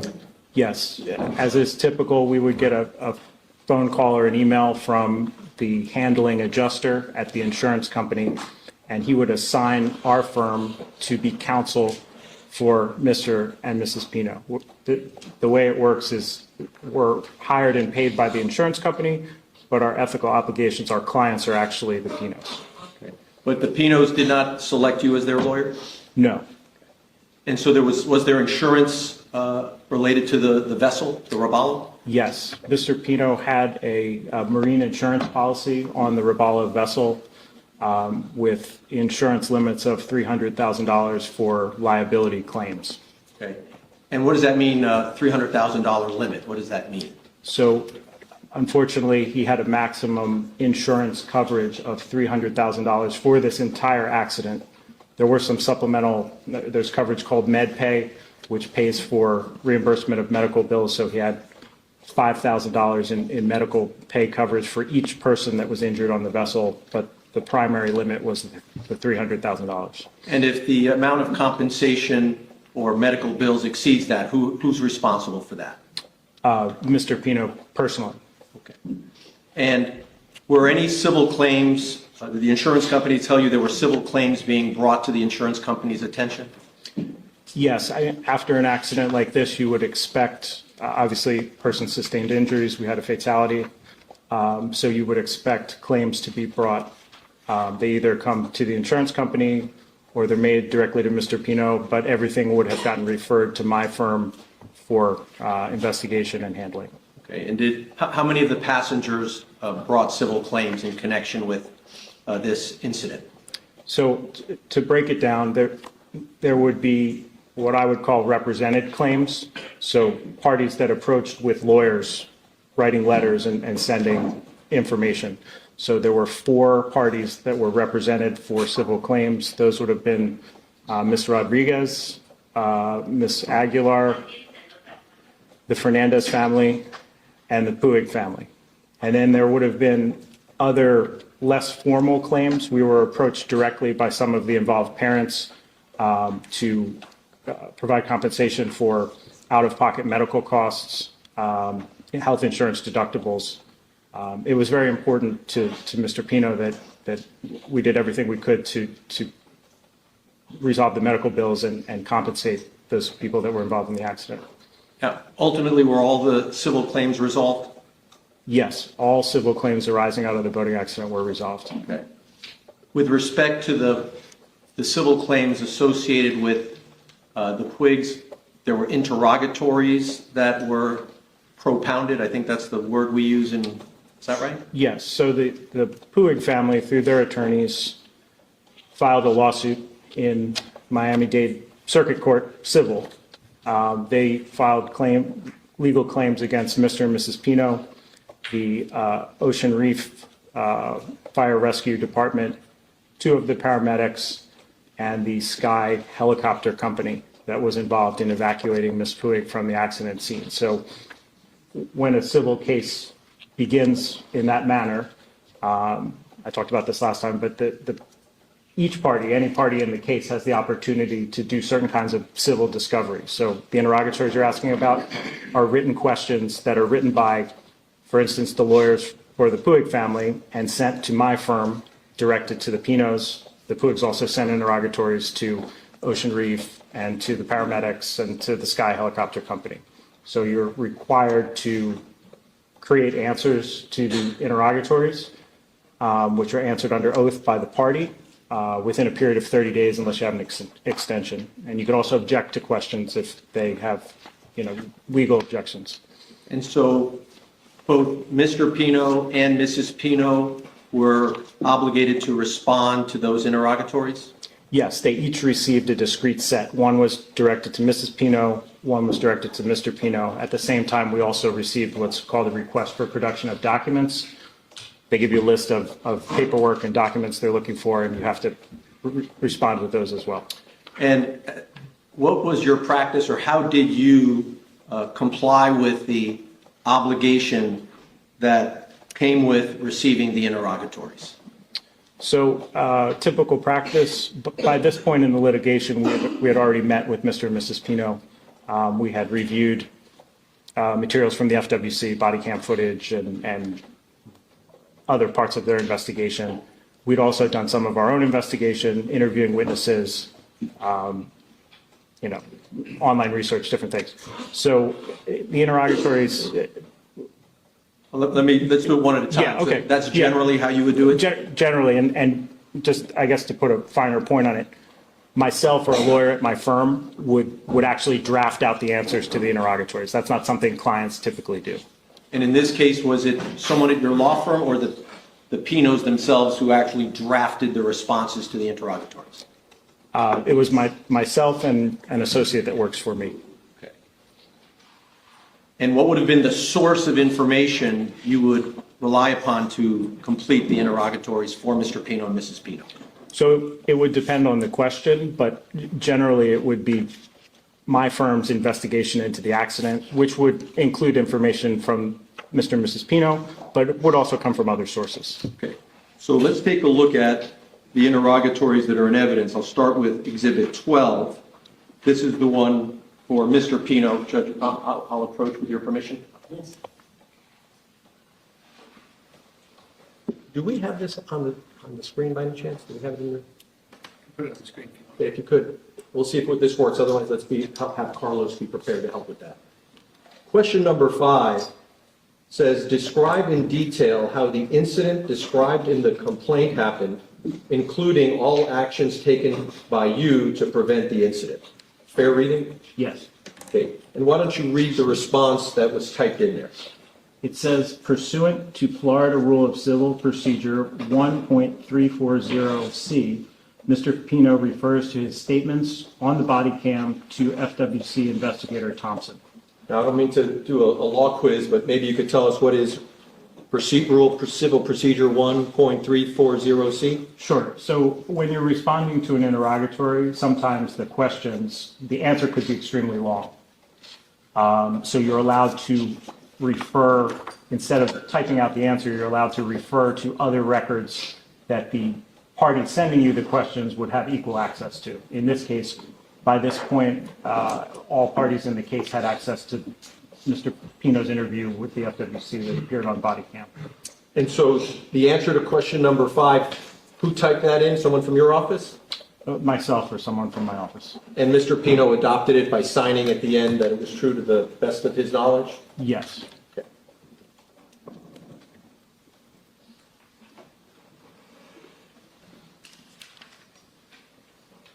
Let's take a look at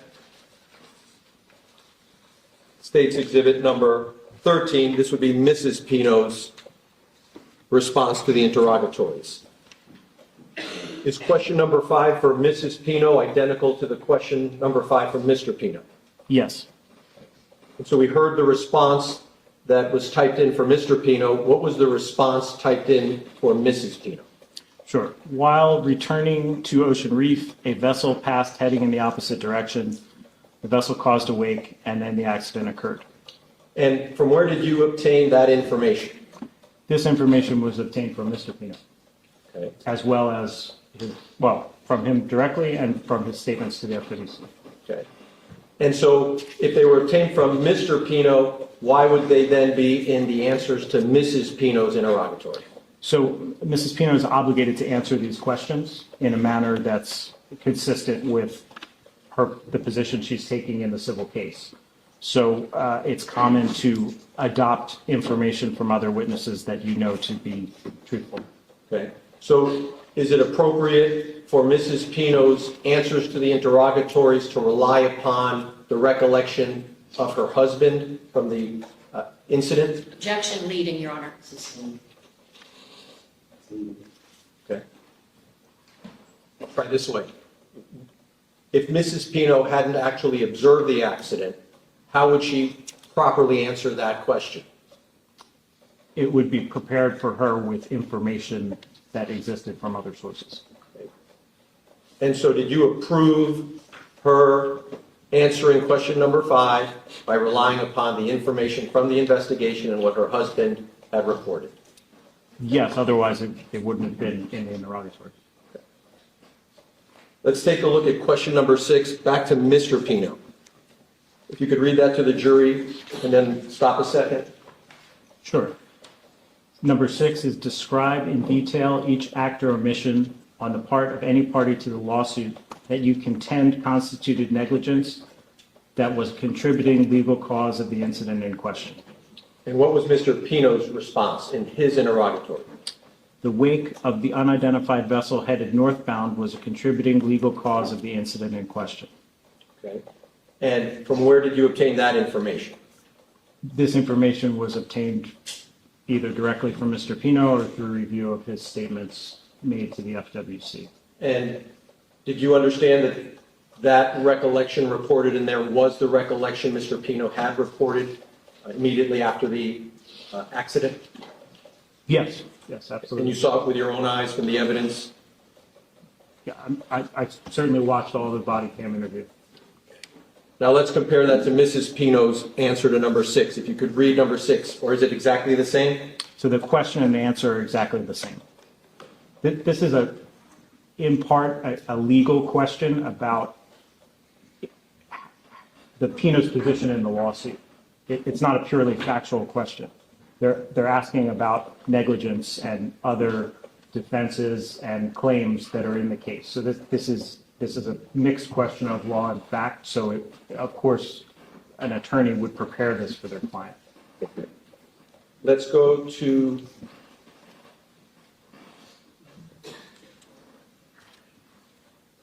number 8 for Mr. Pino. Would you like me to read it? Please do. Sure.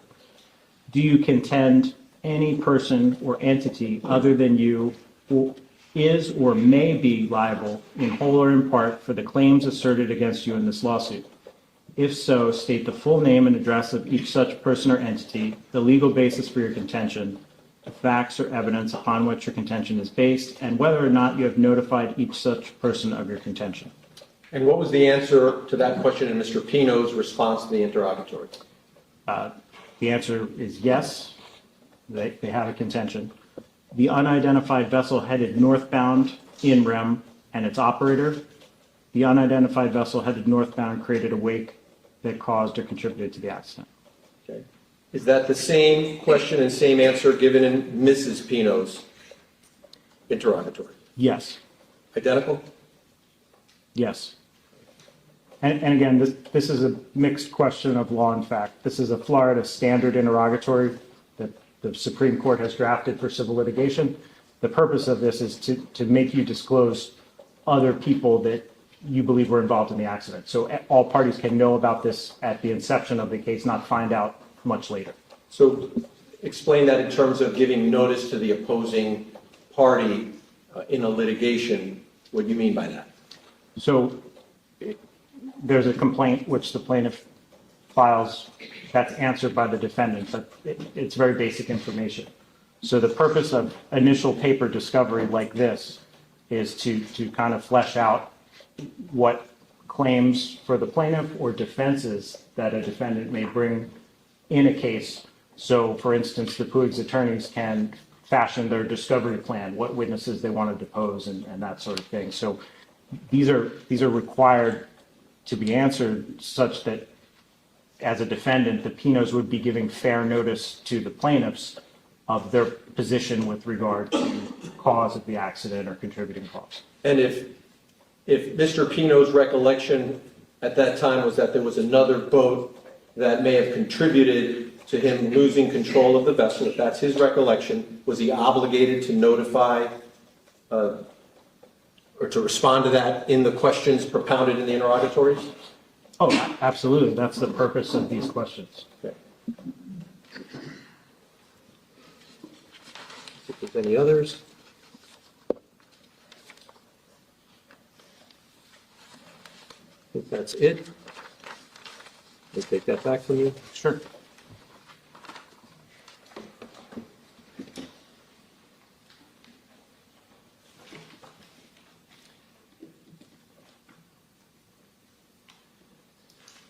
At the end of the interrogatories, it is signed by each of the parties, Mr. Pino and Mrs. Pino respectively. Correct. And there's a declaration that each makes that it's under penalty of perjury under the laws of the United States of America that the foregoing interrogatories are true and correct to the best of my knowledge on a particular date. Yes. And do you recall these interrogatories were signed in October of 2023? Yes. And even what happens, well, let me take that back. Mr. Pino was obligated to give his best recollection at that moment in time? Yes, on the variety of issues in the interrogatories. There's legal questions, factual questions, a mix of different things for both liability and damages. And Mrs. Pino, could she rely upon his recollection in responding to the interrogatories propounded upon her? Absolutely. If I could just have a moment.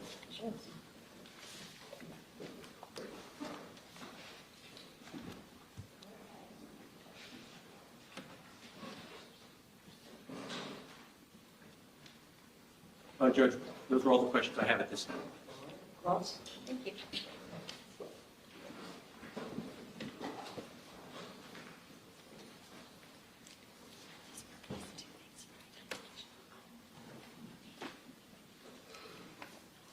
Mr. Mescolotto, good afternoon again. Good afternoon. You indicated that the answers that you just read now for us are a question of mixed law and fact, right? Some of them. Okay, and so like questions about how did the crash occur? Is that one of the questions that you would say is a mixed question of law and fact? I'd have to look at which question you're talking Sure. about. I don't have them committed to memory. So I'm going to show you State's Exhibit 12, which is an evidence, and this is the interrogatory that was entered on behalf of the defendant, in this case, George Pino, who is that man there in the light blue tie, right? Yes. For the record, identifying the defendant. There was a question that was asked, number 5, describe in detail how the incident described in the complaint, meaning of course the crash, happened, including all actions taken by you to prevent the incident. And what he says to answer that question, basically, not to put it in legalese, but like maybe everyday language is, what I said to Lieutenant Thompson, yeah, that's how the incident happened. Is that fair, accurate? Yeah, that's what it says. Okay. And is that what you would consider a mixed question of law and fact, or is that just a question of fact? How did this happen? No, that would be a question of fact. Okay. And then number 6, describe in detail each act or omission on the part of any party to this lawsuit that you contend constituted negligence that was a contributing legal cause of the incident in question. The wake of the unidentified vessel heading northbound was a contributing legal cause of the incident in question. That's asking for facts too, right? That's a mixed question of law and fact. Okay. It's asking for contentions concerning negligence and various other points So, there. so the answer is saying, I'm not necessarily the one at fault. This other vessel was the one at fault. No, that's not what it's saying. It's saying that constituted negligence, right? So the other vessel was the negligent vessel? No, it's saying negligence is, it's different than criminal law. Many people describe it like a pie. 100% of the fault for an accident gets divided between the participants. That interrogatory is simply saying that the unidentified vessel bears some, we contended that the unidentified vessel bears some percentage of the fault for the accident. Right, but if there was no other vessel, then this would be an inaccurate statement, correct? I don't believe it would be inaccurate.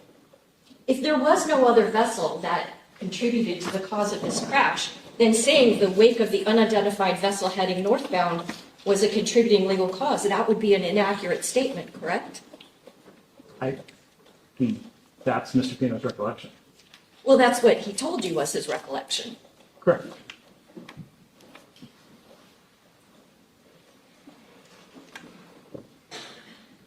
Because you obviously would not want to put into a court file a pleading that was, from your vantage point, untruthful, right? You're an officer of the court.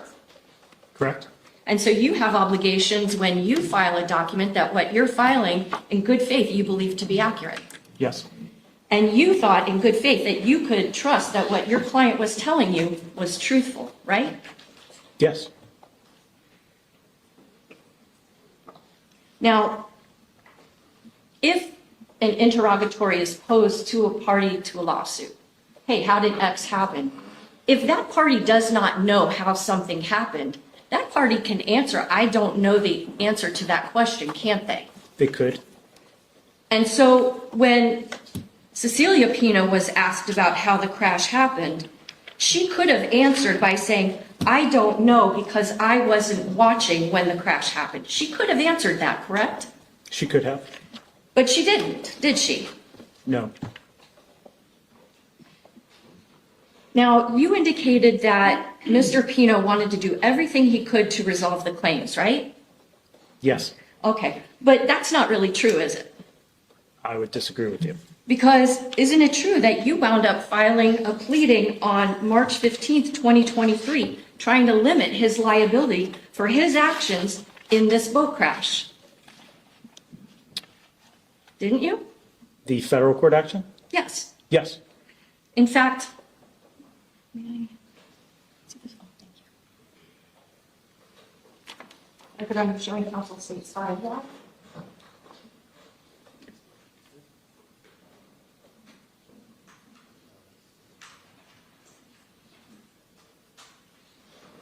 So Judge, may we approach on the exhibit?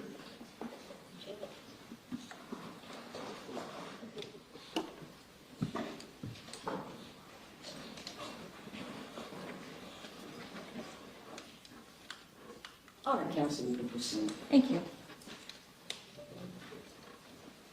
So, Mr. Mescolotto, in point of fact, on March 15th of 2023, you filed on behalf of George Pino a petition for exoneration from or limitation of liability, didn't you? I'd have to look at the date, but For the record, I'm showing the witness states 5Y for identification.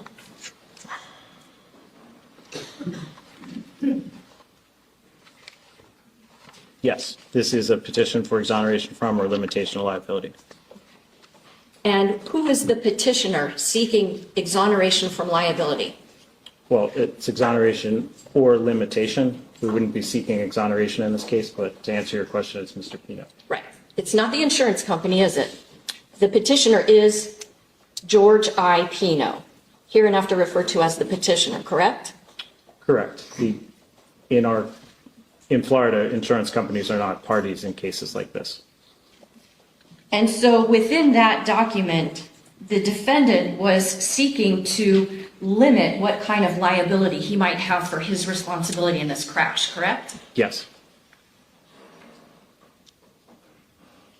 And in that petition, he gave a series of facts about what happened in the crash, didn't he? The petition is not signed under oath, if that's what you're getting at. Oh, so you don't have to be truthful in a court pleading if you're not signing it under oath? You're talking about Mr. Pino. Yes. Mr. Pino didn't draft that document. Understood, but you weren't there when the crash happened, were you? Of course not. Right. And so really the only source of information for how the crash happened was Mr. Pino or the people that were on his vessel, correct? We also did investigation, but yes, the primary source would have been Mr. Pino and the people on his vessel. And so the information was that there was, at about 6:30 p.m., that his vessel was subjected to a large wake thrown by a large center console or sport fish type vessel heading northeast on the intercoastal waterway, while his boat and the other one were going through the channel in the vicinity of navigational marker 15, correct? You remember that? Yes, if that's what it says. And that in that area, it amplified the size of the wake of this other vessel, correct? That was the information that you were given to put into this pleading. Yes. And that the vessel left the scene and to date has not been identified, correct? That's an accurate statement. That's what he said, right? It's an accurate statement. We did not identify the vessel. What if there was no vessel? Then of course you didn't identify it, right? Presumably. Okay. You also were given information from your client that the other vessel that his vessel began to turn unexpectedly on its own and put itself on a course roughly heading toward navigational marker 15. That was the information that was provided to you by the defendant, correct? Yes. Also that he attempted to steer and correct course but was unable to prevent an collision with navigational marker 15. That also was information given to you by the defendant. Yes. And this information was given to you while the defendant was trying to limit the liability that he would have for the damages that he caused to other people in that crash, correct? Yes. Additionally, again, you indicated that Mr. Pino wanted to do everything to resolve the claims, correct? Now, right? Yes. Now, the interrogatories that we were talking about, those were signed on October the 19th of 2023, right? Correct. Now, in addition to having filed in March of 2023 a pleading to try to limit his liability, you also then on August 14th of 2023, you filed a motion to try to get the lawsuit dismissed, didn't you? We filed a motion to dismiss. So the answer to my question was yes, right? Well, the purpose of that motion was never to have the Puig's entire lawsuit dismissed. We were taking legal issue with certain claims that were brought against Mr. Pino and Mrs. Pino. Legal arguments about the viability of the claims. The purpose of a motion to dismiss is not wholly to knock out a whole case. It's also if you have issues with the claims that are being brought. We believe certain claims were legally insufficient. We filed a motion to dismiss. There was hearing before the judge, and it was granted in part and denied in part. So we received some relief, not all we asked for, and the lawsuit continued. Right, but that certainly is not necessarily indicative of a person who's trying to do everything that he can to resolve the claims. That's a person who's trying to limit what claims he has to have. No, by this point, the 3 claims that I mentioned before had already been settled or resolved, and we were litigating with the Puig family. In that situation, they brought a claim that could not be resolved at that time, and so we were required to do certain things to defend Mr. and Mrs. Pino's rights while working to try to resolve the Puig claim, which is what ultimately happened. Right, but it certainly hadn't happened. There was not an agreement by the defendant in this case to allow what the Puigs were seeking to go forward. At that point, he was saying, no, I'm not willing to do that which the Puigs are asking for. Isn't that true? No, that's not accurate. So he was ready to settle as of August of 2023. While the Puig claim had been mediated prior to them filing a lawsuit, so Mr. Pino and his wife attempted to resolve that case before litigation was ever filed. They continued to attempt to resolve that case throughout the entirety of the litigation. And it was only when we got to a certain point that a resolution was reached. So you simply have to do certain things to answer pleadings, respond to complaints, respond to discovery. All the while, efforts were underway behind the scenes to try to resolve these claims. Right, so mediation was attempted first. That was unsuccessful, and there being your client being, or your then client being willing to do everything he could to resolve the claims. And then after that was unsuccessful, then a lawsuit was filed against him, correct? Yes, and then there were multiple other mediations between the Pinos, the Puigs, and all the other involved parties while the case was progressing. Right, and the other involved parties had nothing to do with George Pino. They had to do with other entities like, Ocean Reef Volunteer Fire Department, things of that nature, correct? Yes, the Puigs brought claims related to the treatment their daughter received after the accident. Right, but I'm not really focusing on those claims. I'm asking you about the claim between the Puig family and George and Cecilia Pino. So to the extent that during that litigation, a motion to dismiss was filed, that's not necessarily indicative of a man who's trying to do everything he can to resolve the claims, is it? I would disagree with you. Okay. Now, in order to file that claim, once again, you had to rely on information from your client at the time, George Pino, right? In part.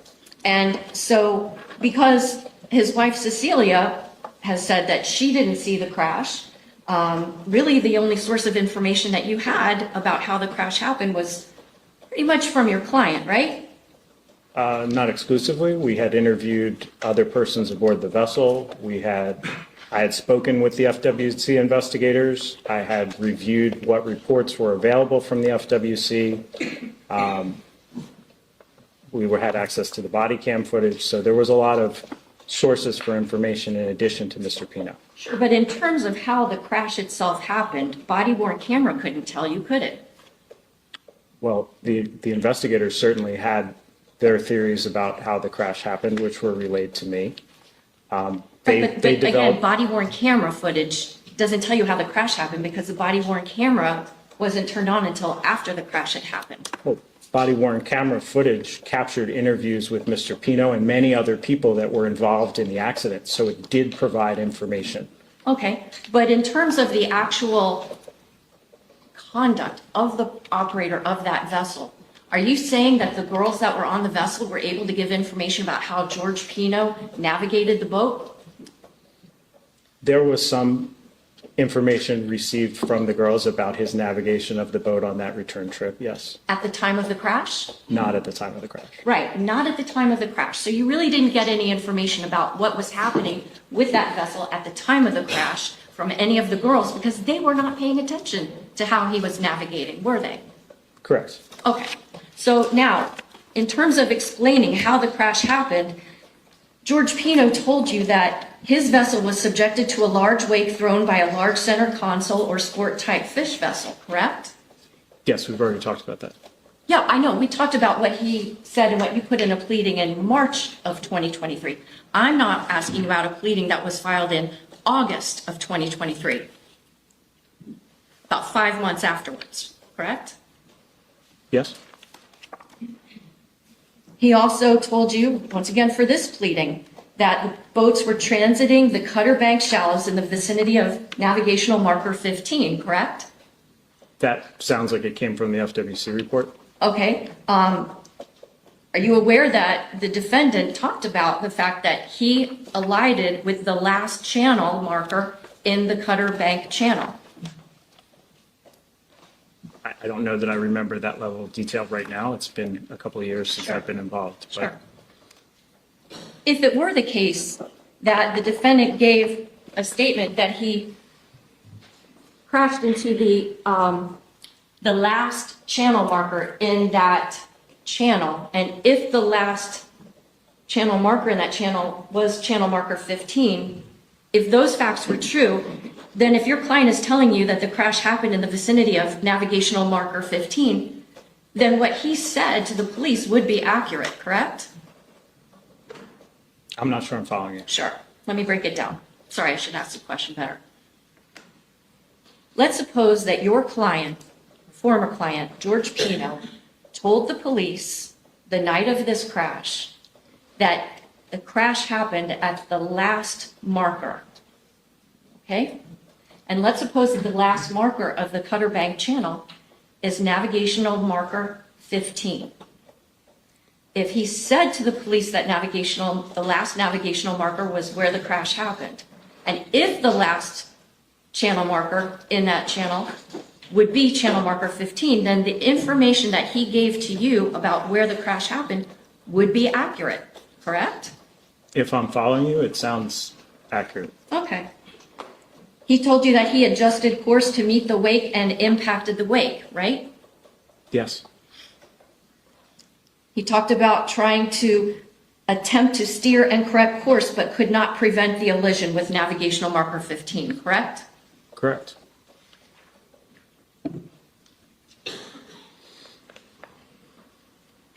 Now, probably a lot of people have heard of the so-called attorney-client privilege, right? You've heard of it. I definitely have. Okay. And the idea behind the attorney-client privilege is that, for the most part, what a client tells his lawyer is going to be kept confidential unless under certain extenuating circumstances. Fair to say? Yes. And one of those exceptions that can lead to the attorney-client privilege not being applicable is if the client waives that right, meaning gives you authorization to divulge this information to others, correct? Generally, yes. And so in order to file those pleadings, the motion for limitation of liability, the motion to dismiss, as well as the information in the interrogatories, George Pino had to have given you authorization to release that information, correct? At least the information he gave to you.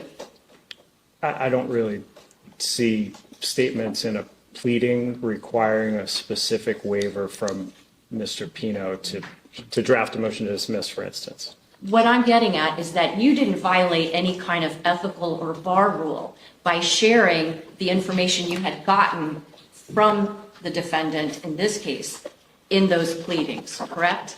No, of course not. Thank you. Nothing else. Yes,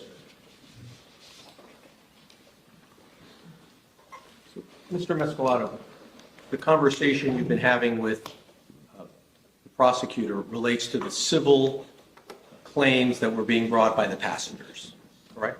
And in particular, the Puig family. Yes. Okay.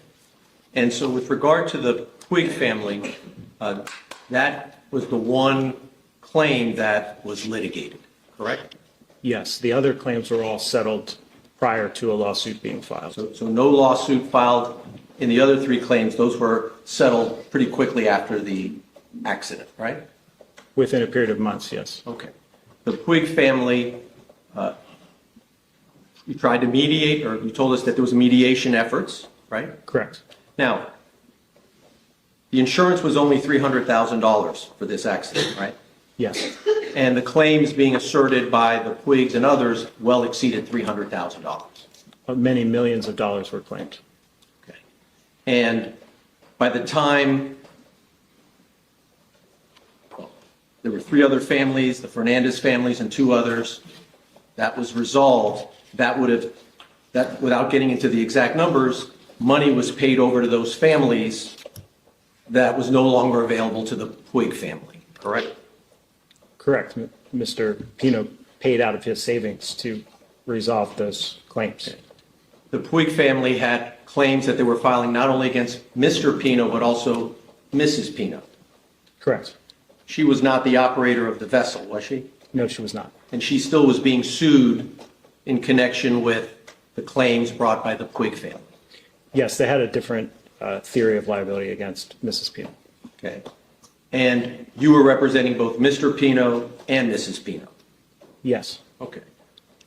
And the theory of liability against Mrs. Pino, who was not the operator of the vessel, and was she the owner of the vessel? she was not. Okay. Were you, as part of this course of civil litigation, bringing to the court's attention whatever, I say, motions or legal issues with regard to a theory of trying to impose liability on Mrs. Pino? Objection, this is beyond the scope of cross. I'll allow it, but Will the court allow recross then? question or two, that's it. I couldn't hear you, Jim. Question or two, that's it. Okay. Well, I'm sorry, could you repeat? yeah, let's, the prosecutor asked you about a petition for exoneration and limitation of liability, right? Correct. And explain to the jury what that is.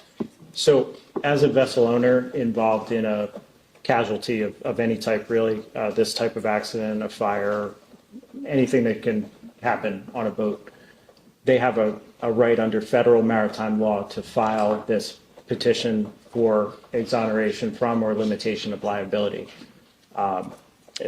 It's a type of lawsuit that's used in a situation where you're expecting multiple claims, because it requires the claims to come into a federal court proceeding rather than having to defend multiple different lawsuits in state court. Like if each family had filed a lawsuit, Mr. Pino would be defending against 4 separate lawsuits. The limitation gives you a vehicle to be able to defend one lawsuit and have all the potential plaintiffs come into that case. It makes these cases easier to litigate. And the other thing about limitation is it's a use it or lose it type remedy. If you don't file that within 6 months of the first written notice of claim, you're barred from filing that lawsuit. So in these type of maritime accidents, it's standard procedure to file a limitation of liability action for this reason. Now, in this case, we didn't end up litigating in the federal case because the 3 other claims were resolved. There was only 1 claim left. And in a situation where there's only 1 claim against the vessel owner, you can't proceed in the federal case. It requires multiple claims. So if you looked at the docket of that case, eventually that case was dismissed voluntarily on Mr. Pino's behalf. So I don't want to lead you, but I want to make sure the jury understands. If there are 4 passengers making claims in 4 different places, even if they haven't even filed the lawsuit yet, if the Pinos want it all resolved in one forum, federal court, you as a lawyer would need to bring that to the federal court's attention within 6 months? Objection, it's leading. I'll try again. Let me start with this. Did Mr. and Mrs. Pino have anything to do with your decision to file that pleading?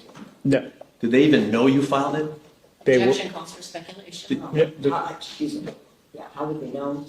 well, Go ahead, you can tell. Objection, No. I thought the court Forgive me. sustained the objection. Yeah, thank you. No I'm speaking sorry. objections. I sustain. Next question. Sure. The decision to file that petition, is that your decision? I was directed by the insurance company to file that petition. Mr. Pino was made aware of it, but part of the relationship when you're being defended by an insurance company, they have the right to control what litigation is filed, how it's litigated, what money is spent, and how it's resolved. So some of these aspects were outside of Mr. Pino's control. And that's what I was getting at. Do you file something like this in virtually all the cases where an insurance company is involved? Well, yes, and specifically in the type of case where you have a marine accident and you're facing multiple claimants. And ultimately, I think you told us 3 out of the 4 passengers or their families you were able to resolve without ever having to go to court. Fair statement? Correct. And with regard to the Puigs, that case also resolved itself, but it wasn't through this federal court motion that we were talking about, correct? No, if you look at the docket of the federal case, there was no litigation went on there. It was filed because we had to file it by a certain date, and when the other 3 claims were resolved by Mr. Pino and his wife, the need for the federal case went away. Okay. And then what happened to the case involving the Puig's claims? So there was some litigation, there was some discovery, which is common in complex situations like this. The case was mediated multiple times, and eventually the legal dispute between the Puigs and the Pino family was resolved, and then it's my understanding they also resolved with the other defendants. With the paramedics and the other claimants? Ocean Reef and those other parties. One moment.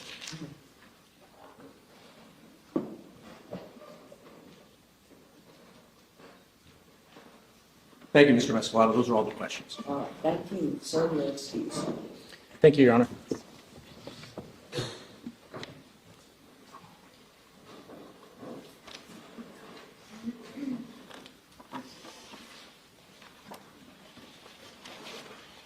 Judge, may we approach about the next steps?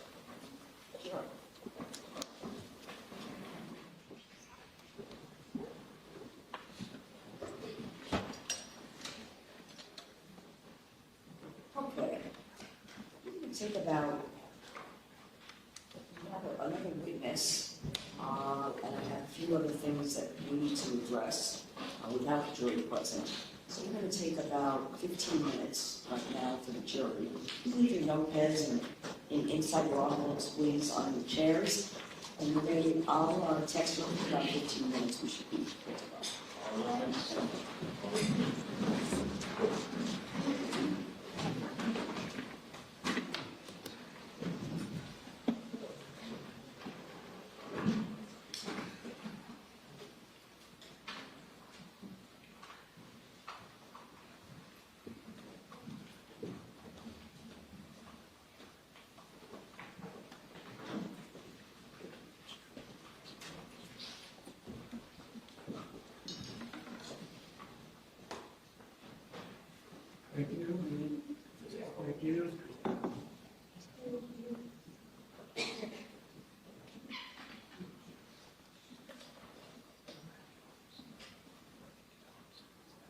Okay, so you need a couple of minutes. Yes, give us just a few minutes. It might take 1 minute if you just give us 1 second. You can all be seated.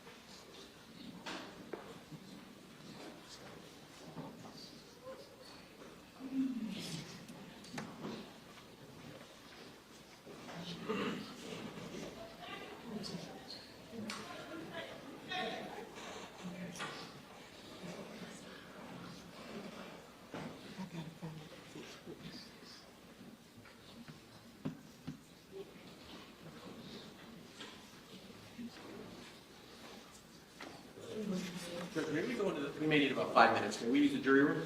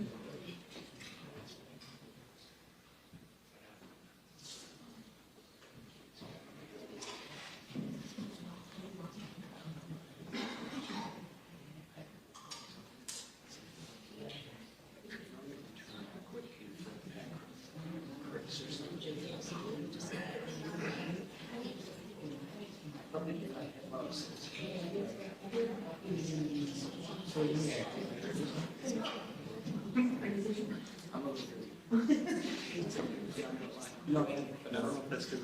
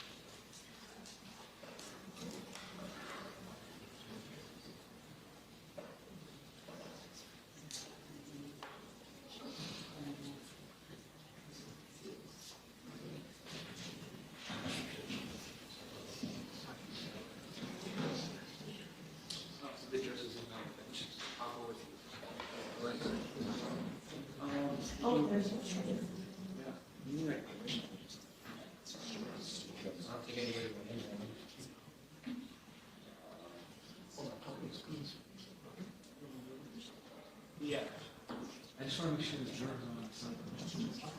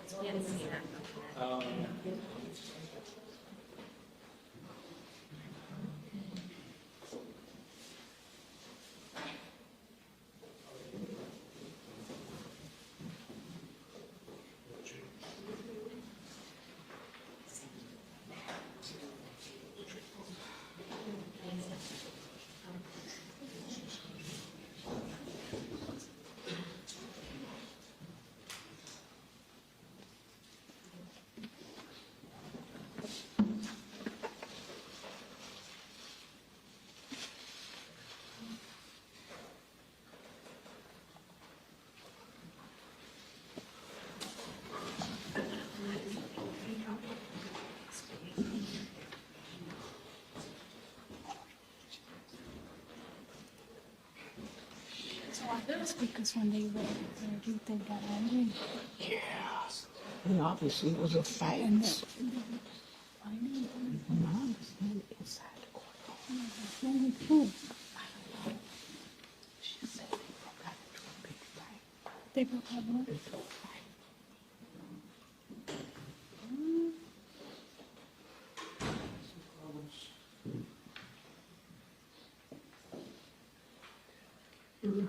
You know, because something was going on, so I'll get to her.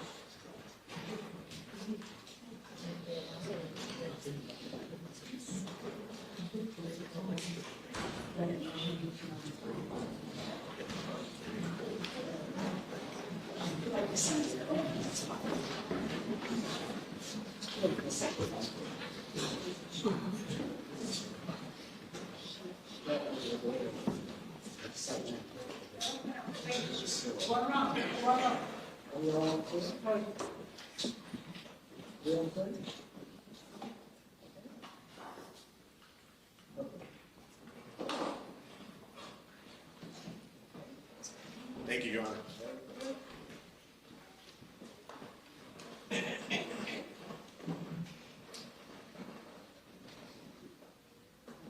Is it all right for me to proceed?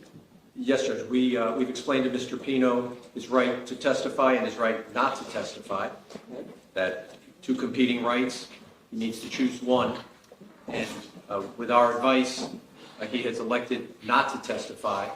I've explained to him that he could choose to testify, that you would colloquy him and explain to him from the court, I believe the same thing I've explained to him, and he's prepared to let you know that that's his decision. Okay, very good. And I think we've already, I saw you this morning. Also, Mr. Pino, we're just about at that point in the proceedings that, while I think there might be another witness being called in your case, this would be the time that if you wish to testify, you are certainly entitled and permitted to do that. You will remember that I had instructed the jury, even during jury selection, that every person who's accused of a crime, any person who's accused of a crime, has an absolute right to remain silent. At no time is the person accused required to make any statements or give any testimony at all. And that applies similarly to you, sir. And the jury cannot hold it against someone for choosing not to testify. Okay? So this is one of the decisions, there's 4 or 5 decisions that are held by the defendant solely. Your lawyer cannot make the decision for you. It's never going to be their decision as to whether or not you testify. But you took time, and I want to make sure you had sufficient time to speak with your attorneys about this important decision. Have you? Yes, Your Honor, I spoke with my legal team at length, and Okay, let me keep going, but have you had sufficient time to do that? I have sufficient time. All right. And while they will give you their advice, understand that's their advice. Now, sometimes I'll have someone say, well, on the advice of my lawyers, but the real issue is you have to make this decision you as your own, knowingly, freely, and voluntarily. Well, again, lawyers can give you advice. They can say what they think would be best for you, but it's not their decision. So, have they given you advice based upon their assessment of the evidence that's been presented? Yes. All right. And have you made a decision as to whether or not you wish to testify? Yes, I have made a decision. Okay. And what is your decision, sir? I do not wish to testify. All right. And has anyone forced you into that decision? Nope. Threatened you in any way? No, Your Honor. Said to you, Mr. Pino, not only are we giving you the advice not to testify, but we're telling you that better not testify or anything along those lines? Okay. All right, so this is your free and voluntary decision. That is correct. Do you understand, though, that you do have the right to testify if you wish to do so? Yes. Okay, very well. No one is fortunate in this decision. You're making it of your own free will. That is correct. All right, very good. So, you can have a seat, that's fine. And I think we're going to, you have your witness. You want to check on your witness? She's here. So here's where we are. The witness is here. Okay. She's the witness who had testified previously who had not had an opportunity to. The other, right, okay. So there's a recording that she would, I guess, listen to, I guess, authenticate. It's her on the body one, right? That's right. Okay. And so Do you have it? we do. Okay, It may require, because the volume is not very high, okay. so that it may be clumsy in terms of how it's presented, because she would need to listen to it, maybe even with headphones on the TV, or on the She could TV. come up here on the witness stand with a computer, listen, observe and listen, Mhm. and then you could just continue with the questions. Okay. Any issue with that, counsel? Well, yes, Judge, because number one, I don't think that she can be impeached based on her saying, I don't remember. What they can do is try to refresh her recollection with something. I understand that which they want to show her may be in evidence, but she shouldn't have her recollection refreshed in front of the jury in that way. Normally, when up until the time we had all this video evidence, it would be a matter as simple as showing a written statement or a deposition. Okay, all right. So I would suggest to the court that they see if they can refresh her recollection outside the presence of the jury, play whatever portion of the video that they want, ask her if it refreshes her memory. Then they could put her on the witness stand and say, did you have an opportunity to view part of your interview with Lieutenant Thompson? Okay. I think that would be the way to handle Let it. me ask, did you go back, because you were going to go back and look at the exchange that had taken place, whatever? We did, Judge. Mr. Forst has the exchange of what was said. Did I look at it? So basically, the defense asked about whether or not the witness saw the defendant on the floor, unconscious and bleeding. Her response was that she was then shown a transcript of her statement to detectives, asked if it refreshed her. I'm sorry, Yes. was that the transcript of this? Correct. It's the transcript of, Yes. yes, Judge, it was that transcript. She was shown that transcript, and she said, I don't remember, but I guess I had to have said that. So to me, they did impeach her, and really, I don't think any extrinsic evidence is necessary, because she said, I had to have said that in front of the jury. Okay, so this is, I think, how it's best to handle it, all right? You're recalling her, or was she called as a state witness, right? So you're going to call her as a defense witness. You want to address this area, okay? But before I bring the jury in, all right, I'd like her to sit here and, without any conversation, review it, look at it, okay? And we can go through the steps of seeing if, you can ask the question, see if this item refreshes her recollection as to what was said. That's fine. Okay? No objection. Okay. All right. So do you have headphones or a way to? We can put on the TV. I think we put on the TV, that might do the trick. Okay, that'll be fine. Shall I get the witness? Yes, let's go ahead and bring the witness in first, and then we'll bring the jury.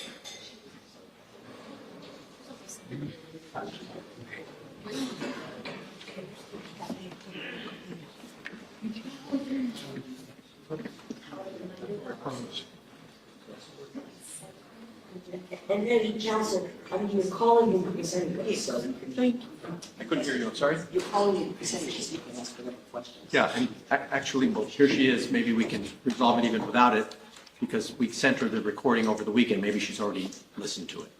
So we can find out during this colloquy right now. Sworn, please, thank you. Raise your right hand. You solemnly swear to tell the truth, the whole truth, and nothing but the truth? Yes. I'm gonna have a seat over here.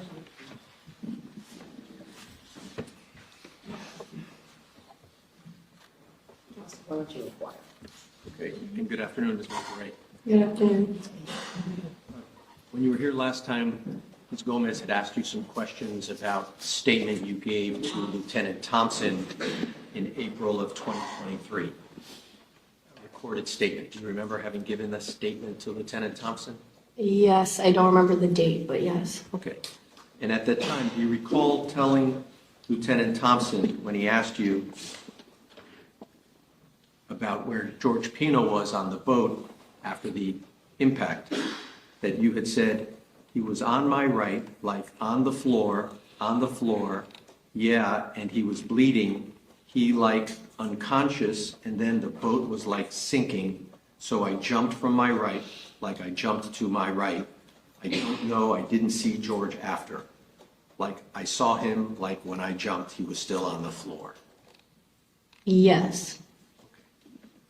You recall telling that to Lieutenant Thompson? Yes, after listening to the recording. I'm sorry? Yes, my memory was refreshed after listening to the recording. And what you told Lieutenant Thompson, was it true that you saw Mr. Pino bleeding, unconscious on the floor? Yes. Okay. Thank you very much. So, Should I have the witness step outside now? I don't think it's necessary. I would then we don't need the recording if the witness is prepared to just testify to that. Those three questions will be done. All right, and I don't, you're calling your witness. That's right. In front of the jury. That's All right. That's fine. That's it. Okay. So, the jury's what, down the hall? Okay. Judge, before we proceed, may I just ask the witness one last question before the jury gets here, Sure. so that we clarify.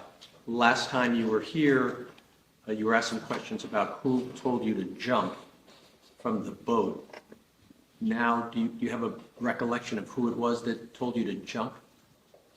George? Before he was unconscious, or after he was unconscious, or when?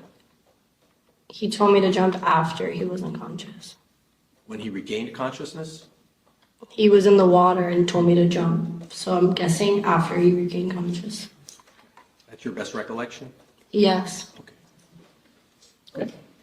All right, so if I could, please, I'm going to ask the witness to just sit right on the benches outside. We're going to call you back in when the jury is coming to courtroom, okay? Okay.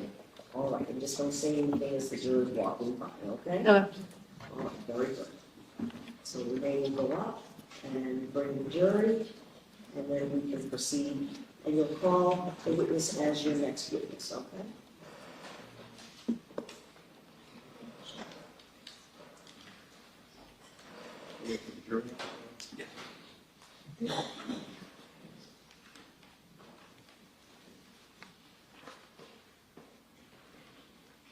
Yeah.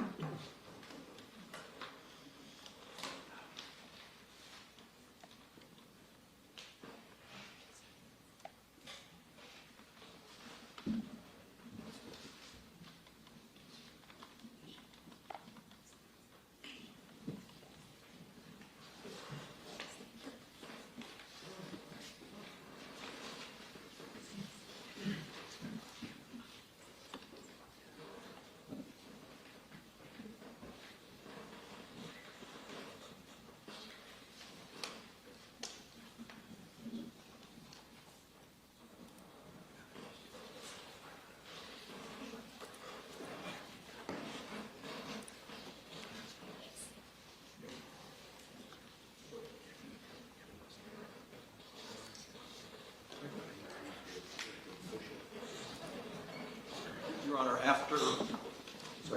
waiting for the court order. After the last witness, I would have a motion to make post-trial, a post-arresting motion. How do you want to handle that before the state's rebuttal case? If they have one, I don't know if they have one. If you don't mind me asking, will this be the last witness? Right, Okay. yes.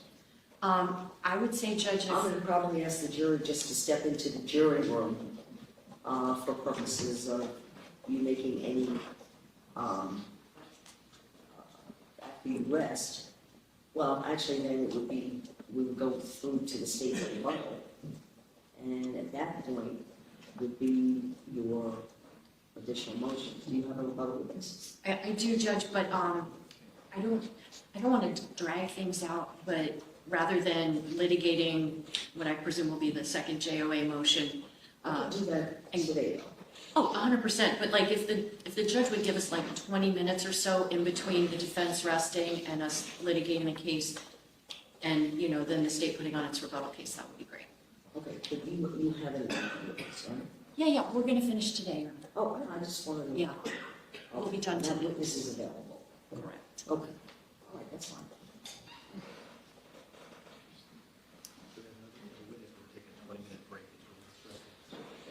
And so we're going to rest after this witness with the understanding that we've offered the Thompson, Scolavino statements, and the court has excluded them. Correct, but you're gonna mark, They're marked. they're marked already. It So we'll put on the record what they're marked as is for identification. Doesn't need to be in front of the jury, obviously. No, do that now, actually, because of course, let's walk in there as soon as you start. 834.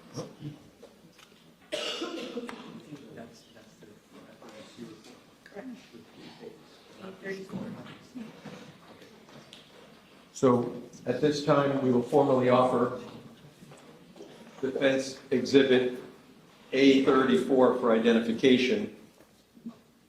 That would be the incident report, just those statements that we contend are admissions by the party opponent that alcohol did not contribute to the... That we addressed during our pre-trial litigation. Yes, Your Honor. Okay, and that's marked already as A34? Yes, Yes. Judge. Okay, so marked for identification is A34. My ruling remains the same, but the record is clear. Stay with it. And likewise, the admission by ASA Ruben Scolavino that the case did not support a recklessness charge. And that's in the form of? That would have been within the deposition testimony Oh, of Lieutenant Thompson. Do we have, did you excerpt that? How was that? Yeah, I can provide that. Printed expert? Because you're gonna make a copy of it, I presume, as part of the record, and it'll be marked for identification. Shall we mark it as 835? Is that It's going to be 8:38. 838, excuse me. We'll mark it as 838, and we'll tender it to the court after the jury steps out. That help? Okay, because the other, I guess the incident report was already previously marked for identification. We're jumping from 34 to 38. There must be something in between. Yes, there are things in between, Judge. We're jumping to the No 8:38. problem. Mark the whole depot? So you need the first page of the deposition, so we can identify it. And I assume you have other copies, but Yes. whatever the excerpted portion is, we'll mark that as 838 for identification as part of the record. But we have to make sure, understand, these are not exhibits that are going back to the jury, my ruling remains the same. Understood.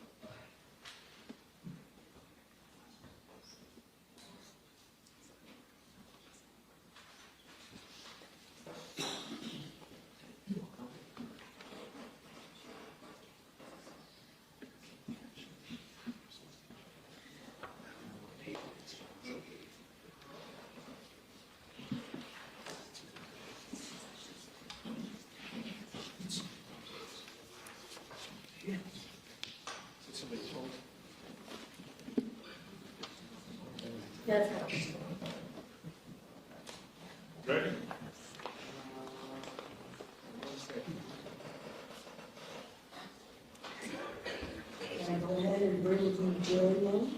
Yes, and Ms. Gomez is going to do the examination. I can just mark this after it's not. We'll do that. Okay. Let's go ahead and do the employees.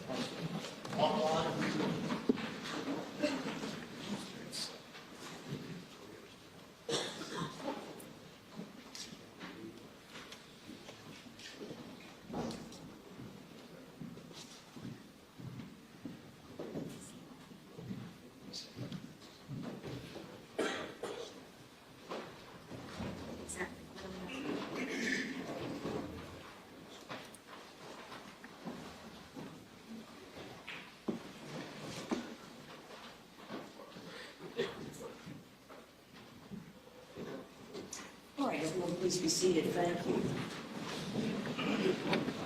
All right, defense, would you call the next witness? The defense calls Carolina Monterrey.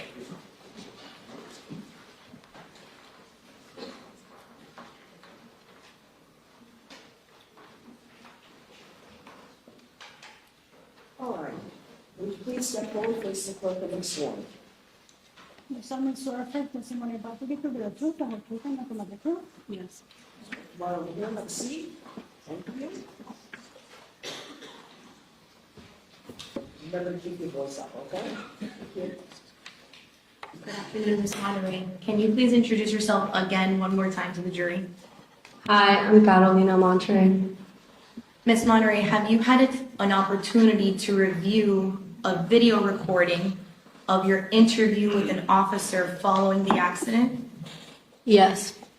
And having reviewed that video, did you refresh your recollection that following the accident, after the impact, you in fact did see Mr. Pino on the floor, unconscious, bleeding?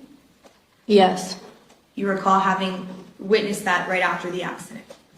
Yes. Okay, that's it. No further questions, Your Honor. Okay. Questions? No. Very well. Witness is excused.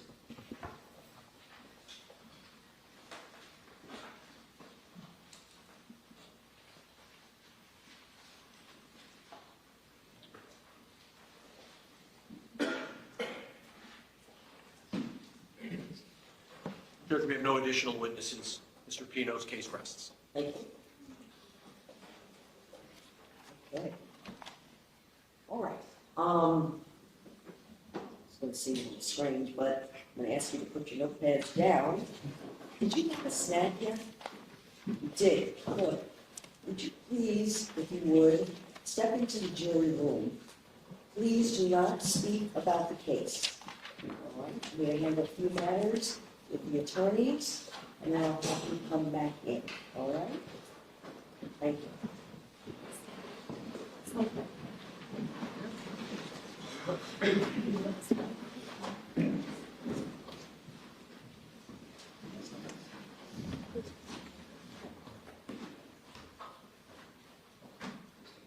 Watch your step as you step in.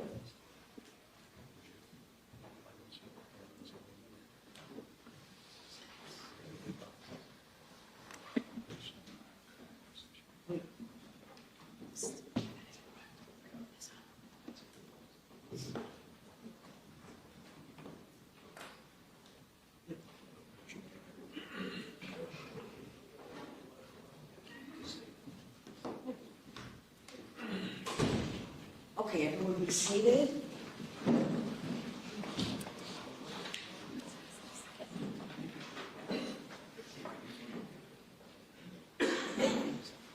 Let me just give you a couple of minutes to gather your thoughts, and then I'll go ahead and take the motions, okay?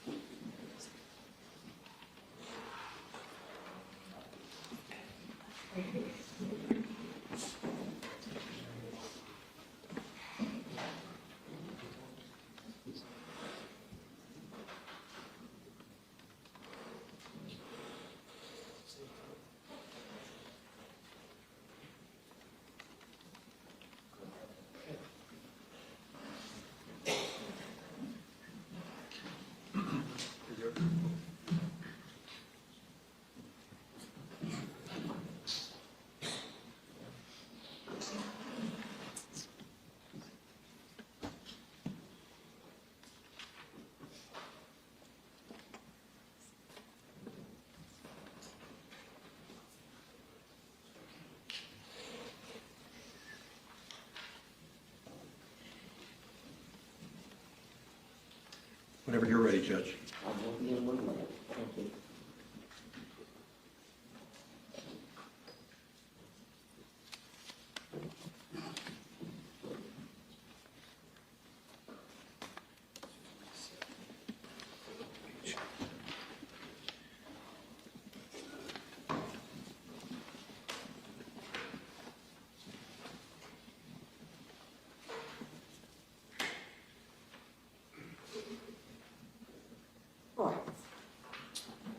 So, Your Honor, we're here again moving for a judgment of acquittal on both counts.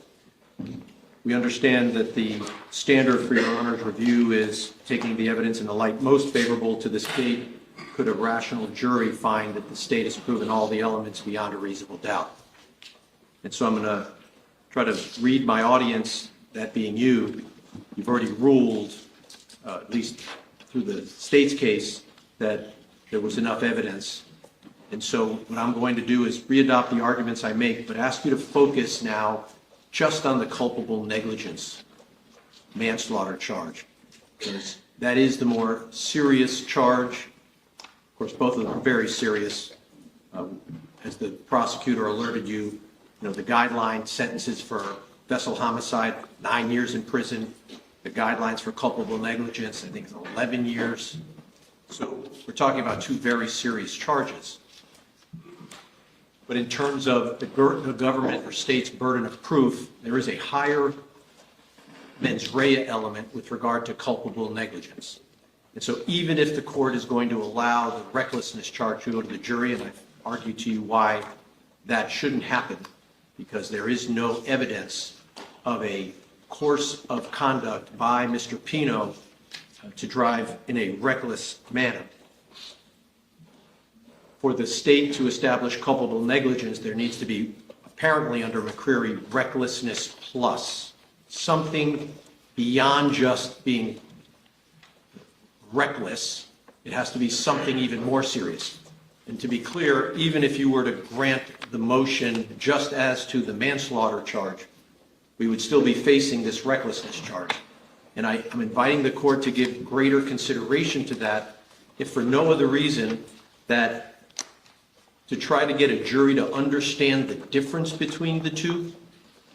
I think you're going to find, if you haven't already gone through the nuances of the jury instructions, it is going to be a nearly impossible task to explain to the jury the difference between the two, because the language for culpable negligence incorporates the word reckless. And so it is particularly confusing. And so we're quite confident in our position that mere elision coupled with catastrophic injuries does not establish recklessness. The evidence presented through Mr. Albert, the lieutenant who served as the government's expert, I think the takeaway from his testimony, the government's theory when we brought him back, is that Mr.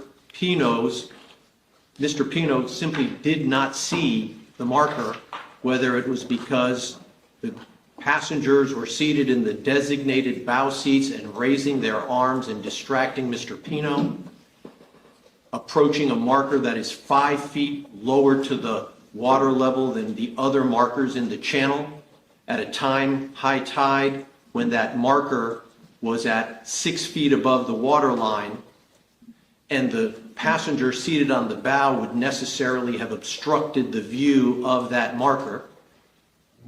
The combination of those things, under Mr. Albert's theory, would have required that Mr. Pino take some action to have the passengers clear the way for him to see, and that his failure to do that was the cause of the accident. That is the takeaway from Mr. Albert's testimony, all of which adds up to, at best for the state, ordinary negligence. Failure of Mr. Pino to create a proper ability to see this marker that's lower in the water at high tide. It does not evidence some course of recklessness, given that Mr. Pino had navigated that channel that day, both going up to Billy's Point and returning back. His operation of the vessel put no one in danger. He was able to navigate through that channel coming back at the speeds that the state contends were, in their view, excessive, but apparently not so, because you've heard it already from other witnesses, including law enforcement officers, including David Rodriguez, who was traveling upwards of 55, if not 80 miles an hour in Biscayne Bay. And so it was ideal conditions to operate a vessel at the speed at which Mr. Pino was operating the vessel. So all that the state has as a theory is that Mr. Pino, looking through a windshield with 7 girls sitting in a designated bow seating, some of whom were celebrating the birthday by waving their hands and singing, obstructed Mr. Pino's view. He did not see the marker as it approached in the last 9 seconds. There was plenty of time, if he had seen the marker, according to Agent Albert or Lieutenant Albert, to avoid the marker. But of course, if he didn't see it, that explains why he hit it. And I say to the court, if you think that maybe there's recklessness there, we say not, based on all the cases we've cited, it certainly doesn't then elevate to culpable negligence. And so at a minimum, Judge, if for no other reason than to give the jury a simple question to answer, if they're going to have to decide this case because Your Honor is not prepared to grant a judgment of acquittal as to both charges, we submit that at a minimum, preserving our issues for appeal as to both counts, we suggest to you that the immediate option would be to grant a judgment of acquittal as to the manslaughter count. Thank you, Judge. Thank you, sir.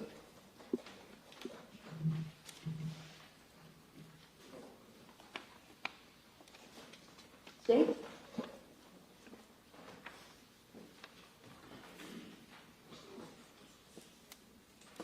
One moment, please, Judge.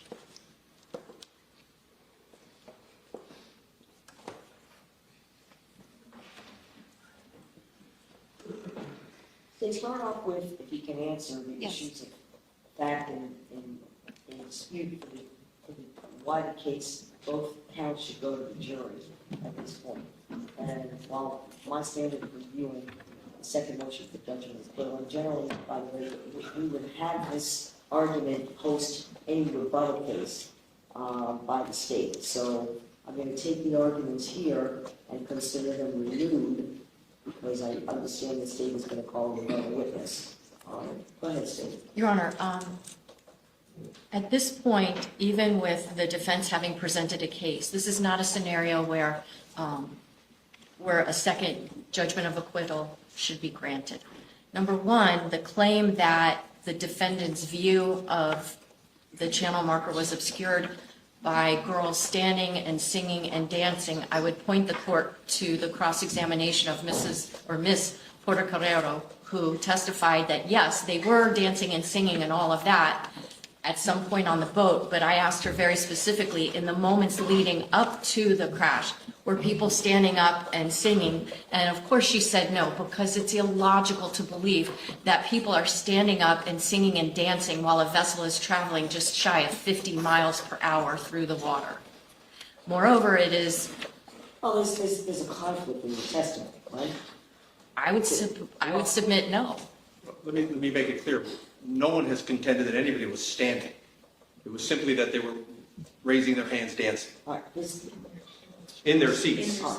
but this conflict, because maybe one or two witnesses testified to something about moving their arms around, but in terms of how much of a view could and could not be obstructed, isn't there a question for the jury? No, because the only witness who said anything about that was Ms. Portocarrero, and I asked her, was that going on in the moments before the crash happened, and she said no. So from the state's perspective, the defense established that at one point the girls were doing that, but not at the time in the moments leading up to the crash itself. So that's number one. Number two, there's no, even if hypothetically there were arms waving, the seats, they're meant to be seats. It defies logic to think that this vessel, which the court had the opportunity to see, the jurors had the opportunity to see, that young women seated on those seats, just the mere waving of their arms. None of them are like, mixed martial arts fighters or something. There's no way that their arms would have obscured the view of that channel marker. Beyond that, the defendant himself confirms that he saw the channel marker when he's at Elliott Key and talking with Lieutenant Thompson about how the crash happened. He talks about the fact that we were approaching the last channel marker. So clearly he knew it was there. Clearly his view was not obscured by these young women's arms. Now, his view may have been obscured because, I don't know, he closed his eyes for 9 seconds. He was looking at something else. He was looking down at a screen. I don't know what he was doing, but whatever it was he was doing, he did not see this for at least 9 seconds, which is a really long time when you're going that fast, or he did see it and just thought, I'm not going to do anything. Either way, when a hazard that you know exists is coming up rapidly to you and you have the ability to see it, if we just agreed in criminal courts that, well, as long as the person didn't see the hazard, then it's just negligence, that just does not make sense. And the law is supposed to make sense. Well, so counsel raised the argument, well, even if there's evidence of recklessness, certainly there's not the greater amount of evidence to rise to culpable negligence in this matter. Well, I would submit to the court, as I did in our first JOA motion, had there not been all these additional people on the vessel, had there not been all the alcohol that we know was consumed by the defendant as well as the girls that were on the boat, if under that set of circumstances, and if he wasn't even traveling as fast as he was, if he, pursuant to the GPS data that we have, ran headlong into that channel marker when he had ample time to avoid it, I would agree this would just be vessel homicide. But this is reckless plus, because he did have 12 minors on the boat, many of whom had been consuming alcohol. He himself admits that he had been consuming alcohol. Now, he claims it was 2 beers. The jury gets to apply to his statements the same type of evaluation as they would to anybody else. Did that witness, or did his statements come from a person that might have, I don't know, a motive not to tell the truth? If this defendant was so brain damaged that he's making up, claims of other boats that now the defense says, yes, they weren't there, then maybe also he forgot how many beers he actually had. Or the converse could be true. He deliberately knew there was no other vessel, but he wanted to blame someone else for his actions. And he knew that he'd had more alcohol than 2 beers, but he wanted to undermine his liability, culpability, what have you.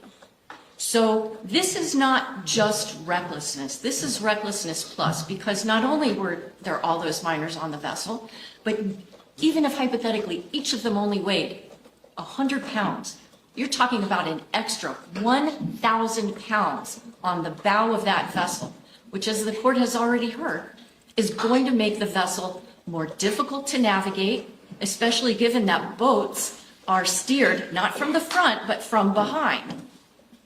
Obviously, boats don't have brakes, but we have so much more here than just a man who runs into a channel. We have a man with alcohol on board, with minors on board, with many minors on board, who also has a long-standing knowledge of that channel and where that channel marker is.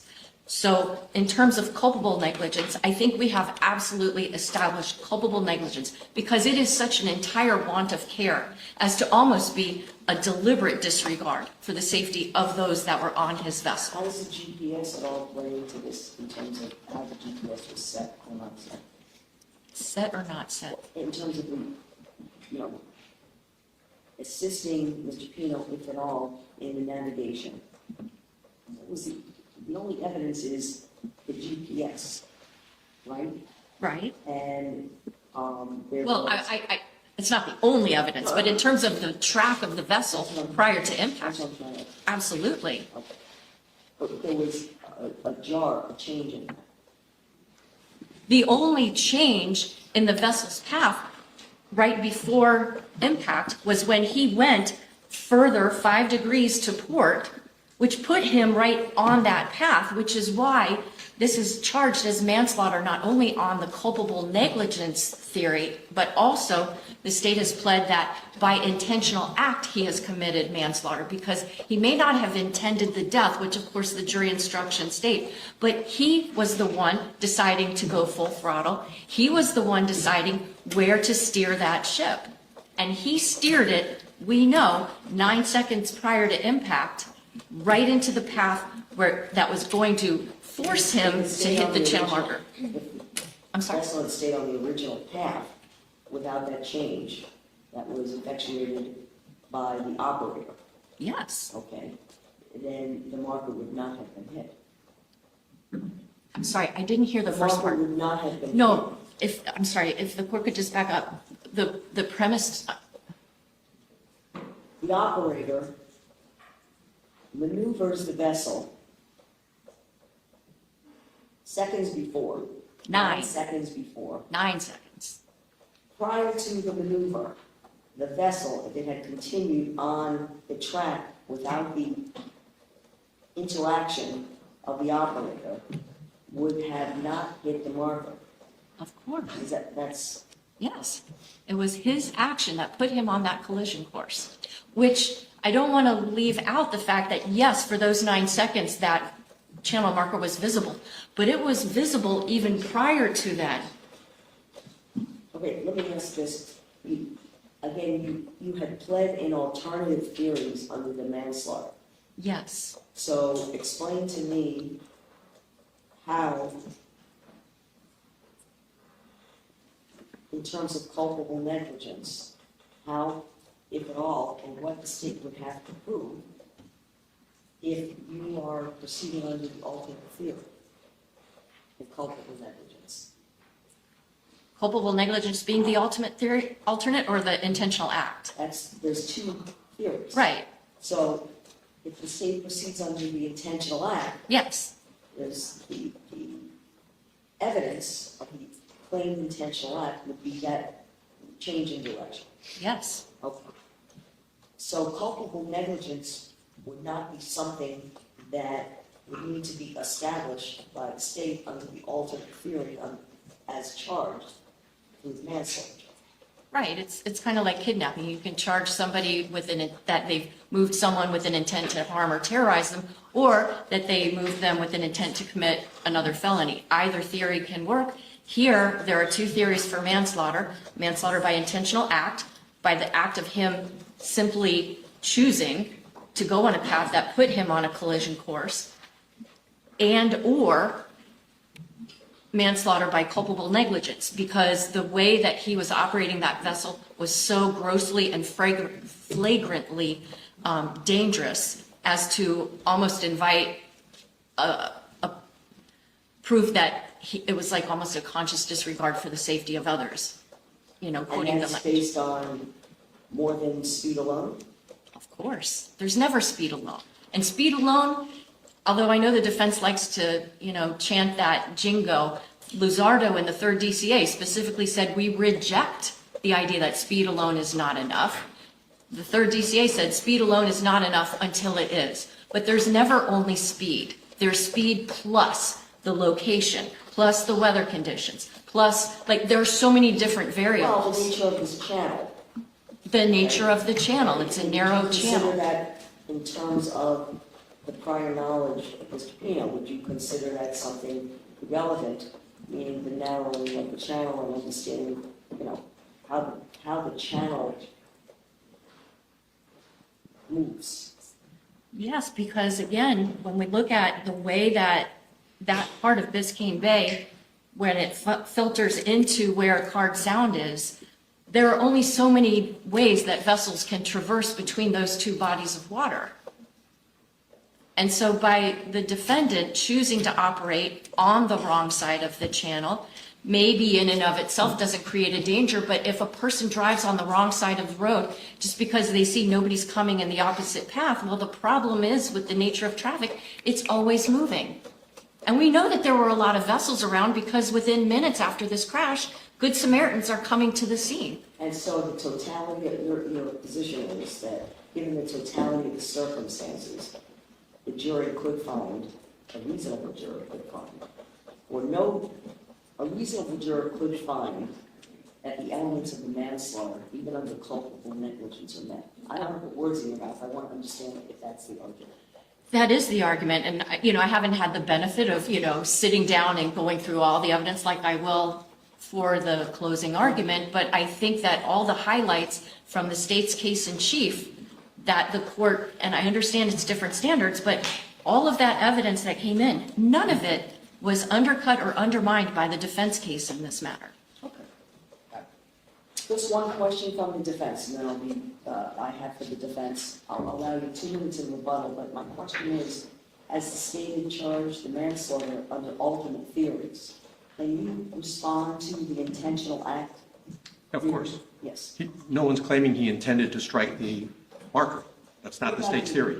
The intentional act of shifting the Course, changing course. Changing course. Yeah.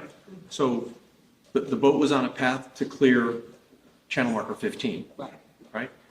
And so the GPS track shows the boat starts heading, changes heading, which the state says puts it on a collision course. Okay. Okay? So no one's denying that Mr. Pino was in control of the vessel. The state's theory is he's in control of the vessel, and the state's not contending that he was intending to ally with the marker, because the decedent had no evidence of blood alcohol. So there's no claim that the decedent was intoxicated. Okay. So that's that's a red herring. There were other girls on the boat who were intoxicated, no evidence that the decedent was. Okay, well, I want you to come back to focus on, so under the alternate theory of manslaughter, intentional act, okay. The intentional act would have to be he intended to hit the marker, which no one says he did. Okay. He intended to operate the vessel. He voluntarily operated the vessel, but it was not his intent to hit the marker. The state's already told you repeatedly if that was his intent, he'd be charged with murder. But what the state's position is, I think I understood, the intention to actually change course, even the slightest change in course, which then, I think I understand your point. He changes course to the south. Had he continued changing further south, he would have avoided the marker. Okay. Had he left the course as it was, he would have avoided the marker. Okay. So he's driving along, and the state's theory is the vessel in Mr. Pino's command starts heading further south, and the vessel is now on a collision course, according to the state. Okay. But it wasn't Mr. Pino's intention to aim at the marker. There's no evidence that was his intention. So when we talk about an intentional act that's reckless, yes, I agree. If it was his intention to hit the marker, guilty. But that wasn't his intention. No one says it was. There's no evidence that was his intention. That's the point. See if there's anything else I wanted to say. Sure. Oh, and then the state's reliance on Mr. Pino having consumed some alcohol throughout that day isn't sufficient under the Jackson case that we've cited, that has, when we submitted it to you in the form of the proposed jury instructions. And so, since there's no evidence of impairment, no evidence of intoxication, what we're left with is nothing that could elevate this from, if you find reckless to be sufficient for a jury to consider, taking it to the next level of manslaughter and culpable negligence.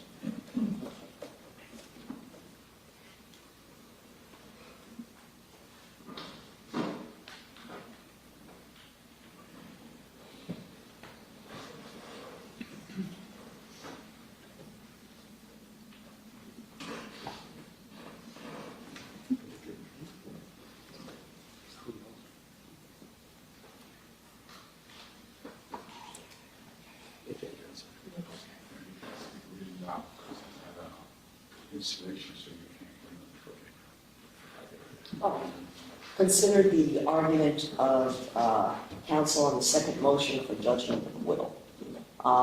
As to count one, the court is going to maintain my position at this point that there is sufficient evidence to go to the jury on manslaughter, and the motion is denied. As to the vessel homicide, there is sufficient evidence to go to the jury that the operation was vessel homicide operating in a reckless manner. So the motion is denied as to both counts. The defense second motion for judgment of acquittal. And again, I'm going to consider this as the argument you would make and present post a rebuttal witness, okay? Because generally I'll take that after the rebuttal, but I didn't want timing-wise keep the witness too long or keep the jury too long. And may we inquire potential projection? Absolutely. It's the state's intention to call Rudy Puig, the father of Katy Puig, not to get into anything other than Katy, prior to this crash, was healthy, was active, was an athlete, and that post-crash, she now is bound to a wheelchair and needs 24/7 medical care. And the reason why I believe this is rebuttal, Judge, is because on redirect, after I had crossed Mr. Mescolotto about simply some pleadings that were filed, the defense brought out information which, frankly, I'm not sure if it even violated any kind of confidentiality agreement. I'm not involved with any of that. But the fact that Mr. Mescolotto volunteered things like everybody else settled except for the Puigs, I think the fact that their daughter was subjected to a unique level of injury that requires a significant amount of money. I'm not getting into the terms of the money, but simply to establish that the injuries that Ms. Puig suffered were catastrophic in nature.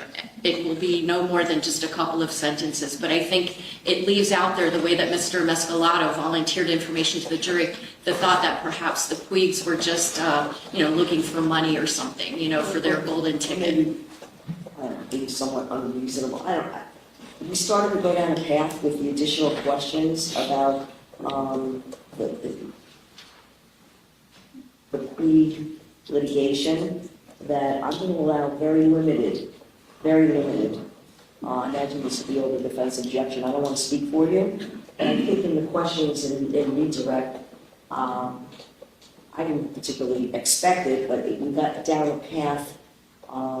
But again, this is not a future case. Absolutely not, And I would, if the defense requested any kind of instruction, or I may be instructing the jury, I'd like to address that now, because we're, again, in this matter, in the criminal matter, the alleged victim is only Ms. Fernandez, while there were other individuals who were certainly alleged victims. That's part of the civil, whatever the civil matters were, and I don't want to confuse the jury at all. I want to make it clear that this is, this is the only individual who is a claimed victim in this criminal matter. I've spoken with Mr. Puig. He understands that this is going to be very, very narrowly tailored questions. The whole thing should not last more than a couple of minutes max. I'm not going to make Ms. Puig a feature of this trial in any way, shape, or form, and I haven't at any point in this trial. We permitted it. All right. What would you like to say, counsel? So obviously it's over objection, and I assume Your Honor has ruled. I'm struggling to identify, since the state had, on cross-examination of Mr. Mescolotto, brought out the business about the exoneration of liability. I think my questions were focused on what that means, and that it consolidated all the cases. It would consolidate all of the cases. That's exactly what he said. I think it went a little bit beyond that, maybe not an exact response to your questions, although I think you were trying to narrow him in the questions. Some of the responses was not clear, I don't think, and I don't see it inappropriate to be clear to the jury that there were different levels of injuries, and basically leave it at that. Yes. So can the court, of course, I object, but I understand the court rules, and I'd like to understand then what the court is allowing so that I can, I don't want to go down that path of the, tear the heartstring of Judge, why don't I do this? jurors, and it's very, very difficult. Why don't I just tell the court, spoiler alert, this is my direct examination. What is your name? How old are you? Where do you work? Do you have any children? How many? I then will ask him about his daughter Katy, how old she is now. I will ask if she went to a birthday celebration weekend at Ocean Reef Club for Ceci Pino's birthday over Labor Day weekend of 2022, that his family knew the Pino family, and that when she went to go to Ocean Reef Club for that party, at that time, she was healthy, she was active, a good student, and an athlete, and that after the boat crash, she is very different. She is now bound to a wheelchair, she requires 24/7 care, she has to get therapy for speech, and that this kind of medical care is expensive. That's it. so my recollection is in the government, in the state's direct case, they asked several witnesses over objection about Ms. Katy Puig and how she's not in the same condition now that she was before. The court had allowed that already over objection. This is now trying to add. We're getting into a lot of deep, even though it's a lot of, much more extensive injuries, has had extensive injuries to the point where she has continued care and will continue to need care for the remainder of her life. I think that is all over defense objection that I'm going to allow. Well, that she's wheelchair bound and that she will need medical care for the rest of her life. I think, Judge, you've established, you think it's relevant over our objection that she requires continued care. I think if that's what you're trying to accomplish, going into the details becomes unnecessarily inflammatory. That's not detailed. We could go into a host of other issues that Ms. Puig needs, but the fact that she is now wheelchair bound and requires 24/7 care is the most de minimis way to describe what has happened to what once was someone that was able to go on this journey. She was able to go on the trip as a healthy 17-year-old, and because of what transpired, her life has changed to the point where she will need continuous care for the rest of her life. Continuous medical care for the rest of her life. And counsel, let me tell you why I'm comfortable with that, okay? Is because the implication perhaps was that there was some unreasonable aspect of the police remaining involved in litigation with the Pinos. I think that covers that issue. Okay, Okay, Judge, that's fine. Okay? Let me just make sure that I'm understanding. So Mr. Puig will be able to say now she has injuries that will require care for the rest of her life. Correct. Okay. All right, over defense objection, okay? I think that that's reasonable given Mr. Mescolotto's responses that might have gone somewhat beyond the scope of your questions, but he perhaps left some type of impression that I think is fair to around the state to clear up with the jury, focusing again on this is a criminal matter. This is not a matter involving the city. It's kind of civil litigation. And so if you're going to allow that, then I would propose as a way to communicate to the jury that a stipulation to that effect. I remind everyone that the alleged victim in this case is Ms. Fernandez, and this is a criminal matter. What I mean to say is, I understand that the state would prefer to call the father so that the jury can see the father, but given that he is not the father of the technical victim of this case, if the court is going to allow the fact of the required continued care for life, it can come from a stipulation of fact rather than creating even more theater in the rebuttal case. Judge, I can assure the court that Mr. Puig will not cry anywhere near as much as Mrs. Pino did. That's fine, okay. We're not going to do that. I don't think there'll be anything more. I'm not going to, you don't need to do this through a stipulation. You have the witness here. It's over defense objection, but we can. Judge, I do also plan on calling Mr. Fernandez as a final rebuttal witness.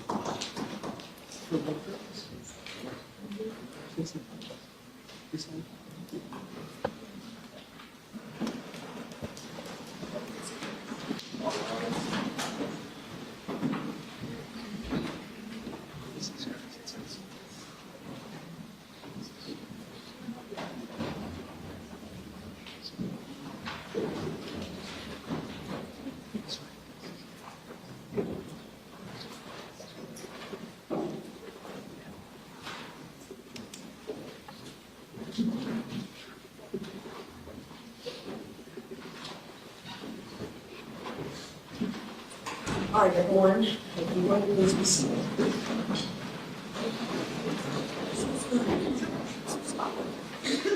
All right, state. Thank you, Your Honor. In rebuttal, the state will first call Rudy Puig.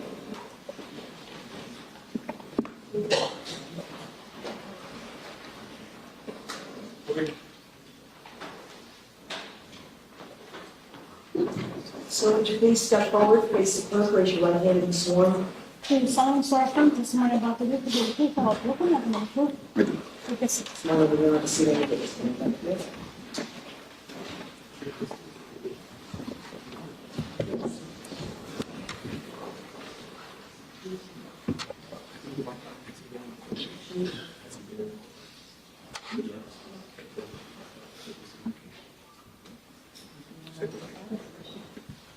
Just, can you approach us 1 second, please?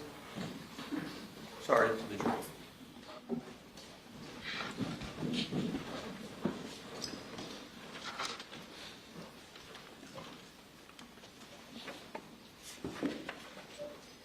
Good afternoon. Can you please tell the jurors your name? My name is Rudy Puig. How do you spell your last name? P like in Paul, U-I-G. Okay. As you probably know, this courtroom is large. The microphone, for some reason, was placed over there when the jurors are there. Okay. So please try to keep your voice up, okay? Yes, ma'am. How old are you? I'm 54. Do you work?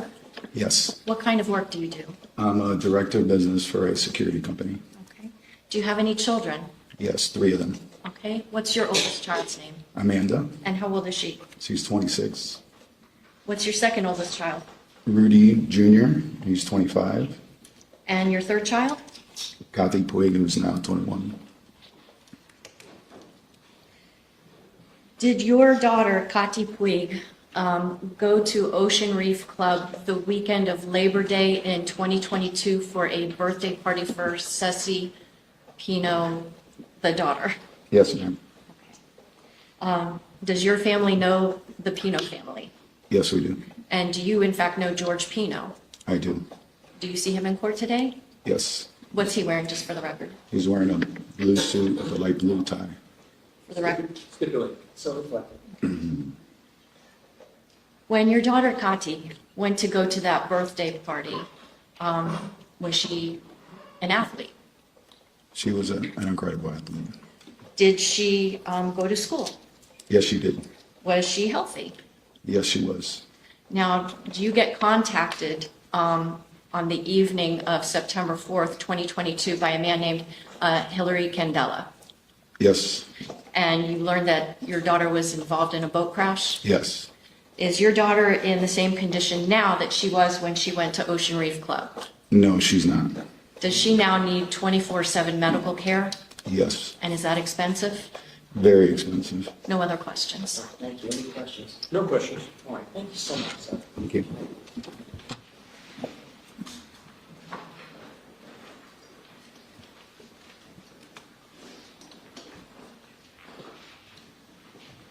State. State will call Andres Fernandez.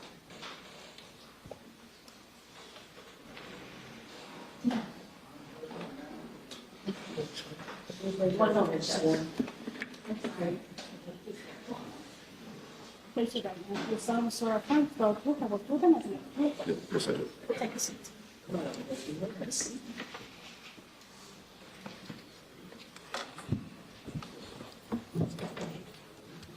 Good afternoon. Just for the record, can you please introduce yourself or reintroduce yourself? Andres Fernandez. Mr. Fernandez, were you here in the courtroom when Mrs. Pino, the defendant's wife, testified? Yes, I was. Is it the case that growing up you and she were very close? Very close. And is it the case that you did attend her wedding to George Pino, the defendant in this case? Yes, I did. Is it the case that in your early years of marriage and when your daughter was first born, your two families, the Pinos and your family, were very close? Yes. Did the girls go to the same elementary school? Yes, they went to school together. At some point, does your daughter wind up going to a different high school than the defendant's daughter goes to? They actually, in middle school, they began going to different schools. Even though they were going to different schools, were they still friends with each other? Absolutely. But as time has gone by and the girls have gotten older, is your family kind of doing its own thing and the Pino family doing its own thing? Yes, our relationship began to distance at that point. Okay. On the actual weekend when your daughter Lucy went to Ocean Reef Club for the birthday celebration for the defendant's daughter, little Ceci, did you have plans to attend a dinner that was the night before the crash happened with the Pinos? No. Did you have plans to go the night that the crash happened to that party at The Point that was planned for the girls? No. In fact, what was your plan for that night? I was going to watch the football game with my father. Okay. Did you have any plans to go out to the sandbar on Sunday, September 4th of 2022? No. But you did. But I did. And why did you go? Because Lucy asked me to go. Okay, no other questions. Any questions?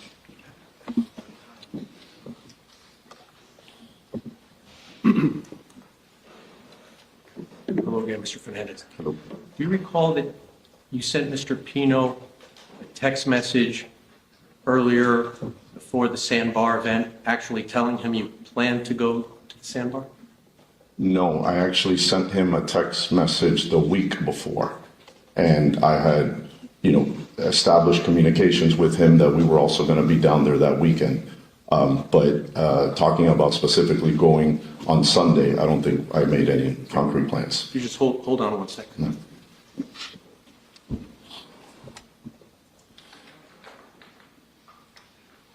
Yeah.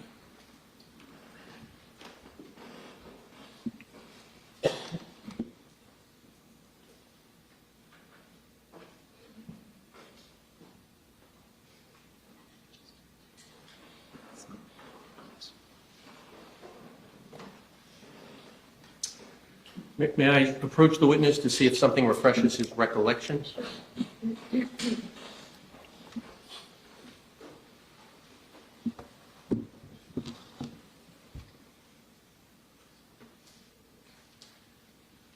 Yes. Does that refresh your recollection that you were actually planning to go to the sandbar on Sunday after you played golf, that you'd be then tailgating? Let me start again. You recall writing a text message to Mr. Objection, Pino? this is hearsay. Rephrase your question. Yeah. Did you send a text message to Mr. Pino that said, Billy's on Sunday for me for sure after golf. I'll be tailgating at Billy's for the FSU game on Sunday night. I'm not arriving till Saturday because of Columbus's beach bash party on Friday night that all the kids are going to. Correct. I had sent, this exchange was the week prior to that weekend. Okay.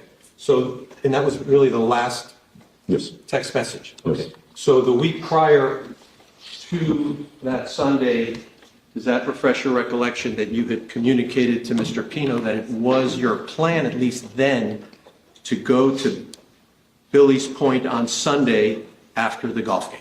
It was my plan then. Okay. Thank you. Anything else?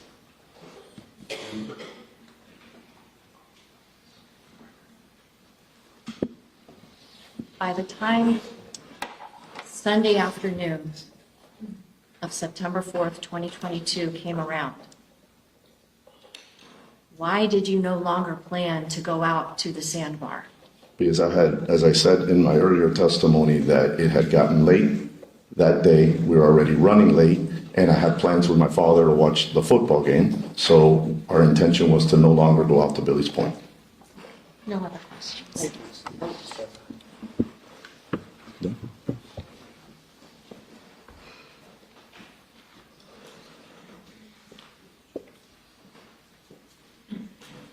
Your Honor, the state of Florida rests its case. All right. Can I see the papers? Court reporter? 20 seconds over.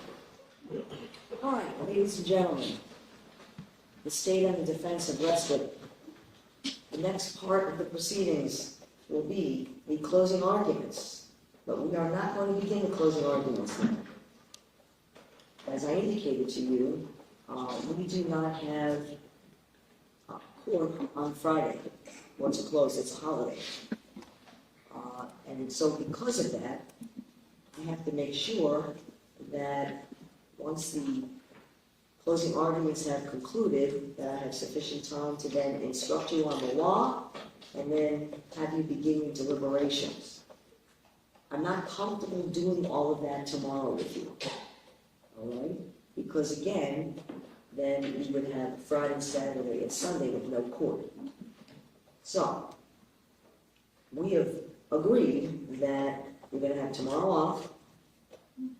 Friday will be off anyway. You're going to return Monday at 10 a.m. and we will begin closing arguments on Monday, the 22nd, at 10 a.m.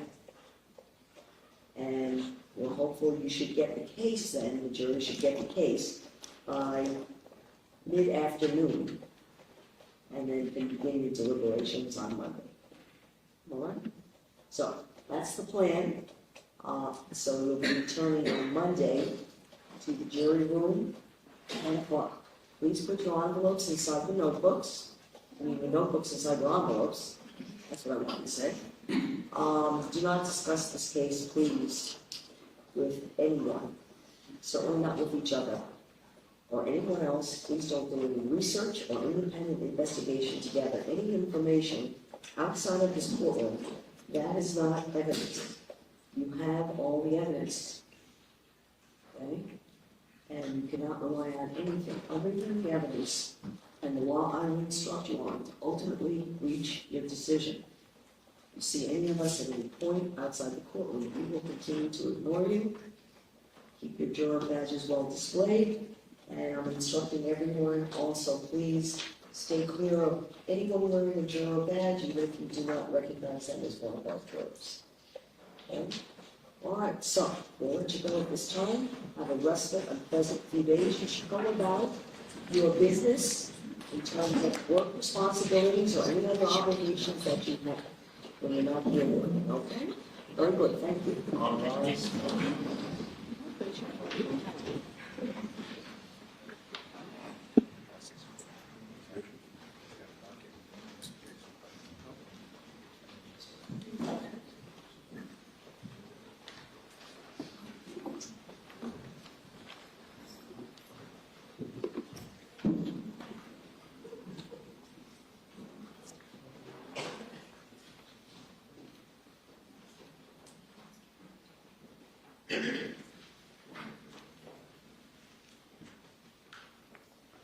All right, everyone please have a seat.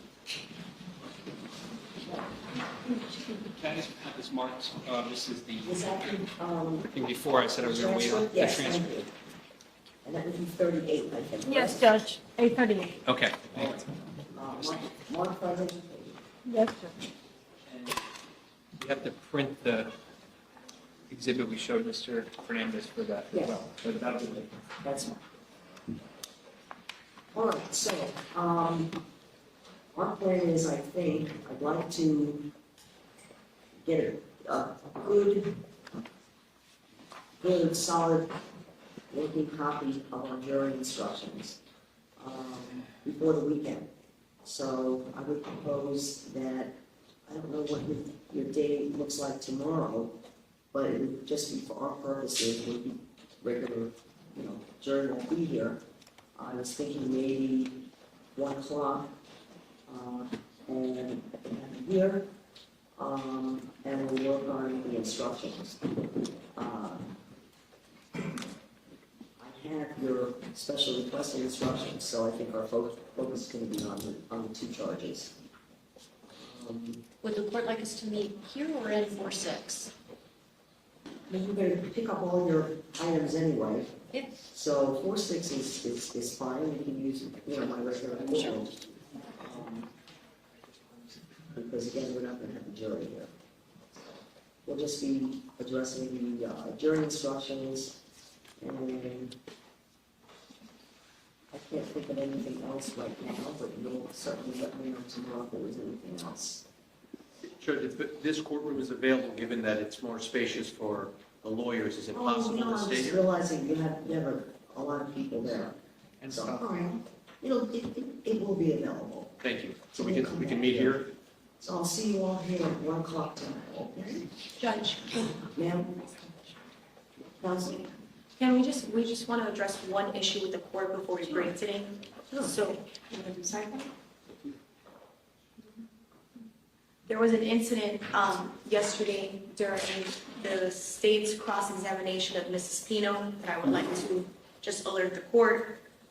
Ms. Adams was towards the witness stand and she was facing Mr. Pino, and I personally observed it myself, something of a stare down followed by Ms. Adams rolling her eyes at Mr. Pino. After that, I also know that it was captured by Court TV. It was published. I've received a video from somebody that shows that part.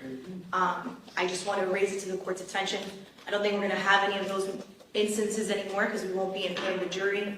But considering that this is now the second instance, I know that, Your Honor, we were in court last Friday. Something happened between them, and I just want to alert the court one more time and just try to avoid any kind of situation like this moving forward.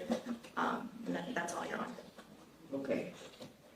Let me see you all at sidebar because I've made some observations myself, and I'm going to put it on the record at sidebar with the court reporter. Thank you.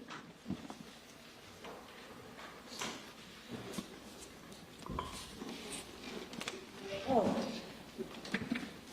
At sidebar, I was able to address several matters that I needed to address in my own observations. So I think that, and I'm hopeful that I have cleared up all of those matters, and we'll be able to proceed without any further disruption along these lines. Okay? Other than that, I don't think there's anything else for us today. I'll see you all tomorrow, 1 o'clock. I'll see you. Thank you. Thank you.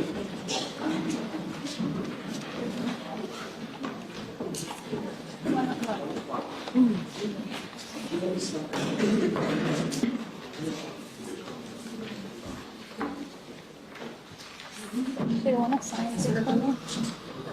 Remember the petition to expunge, so we didn't have the order. I told them and they refiled it. So everything is in order. You see, they just refiled it yesterday because I told them, yeah.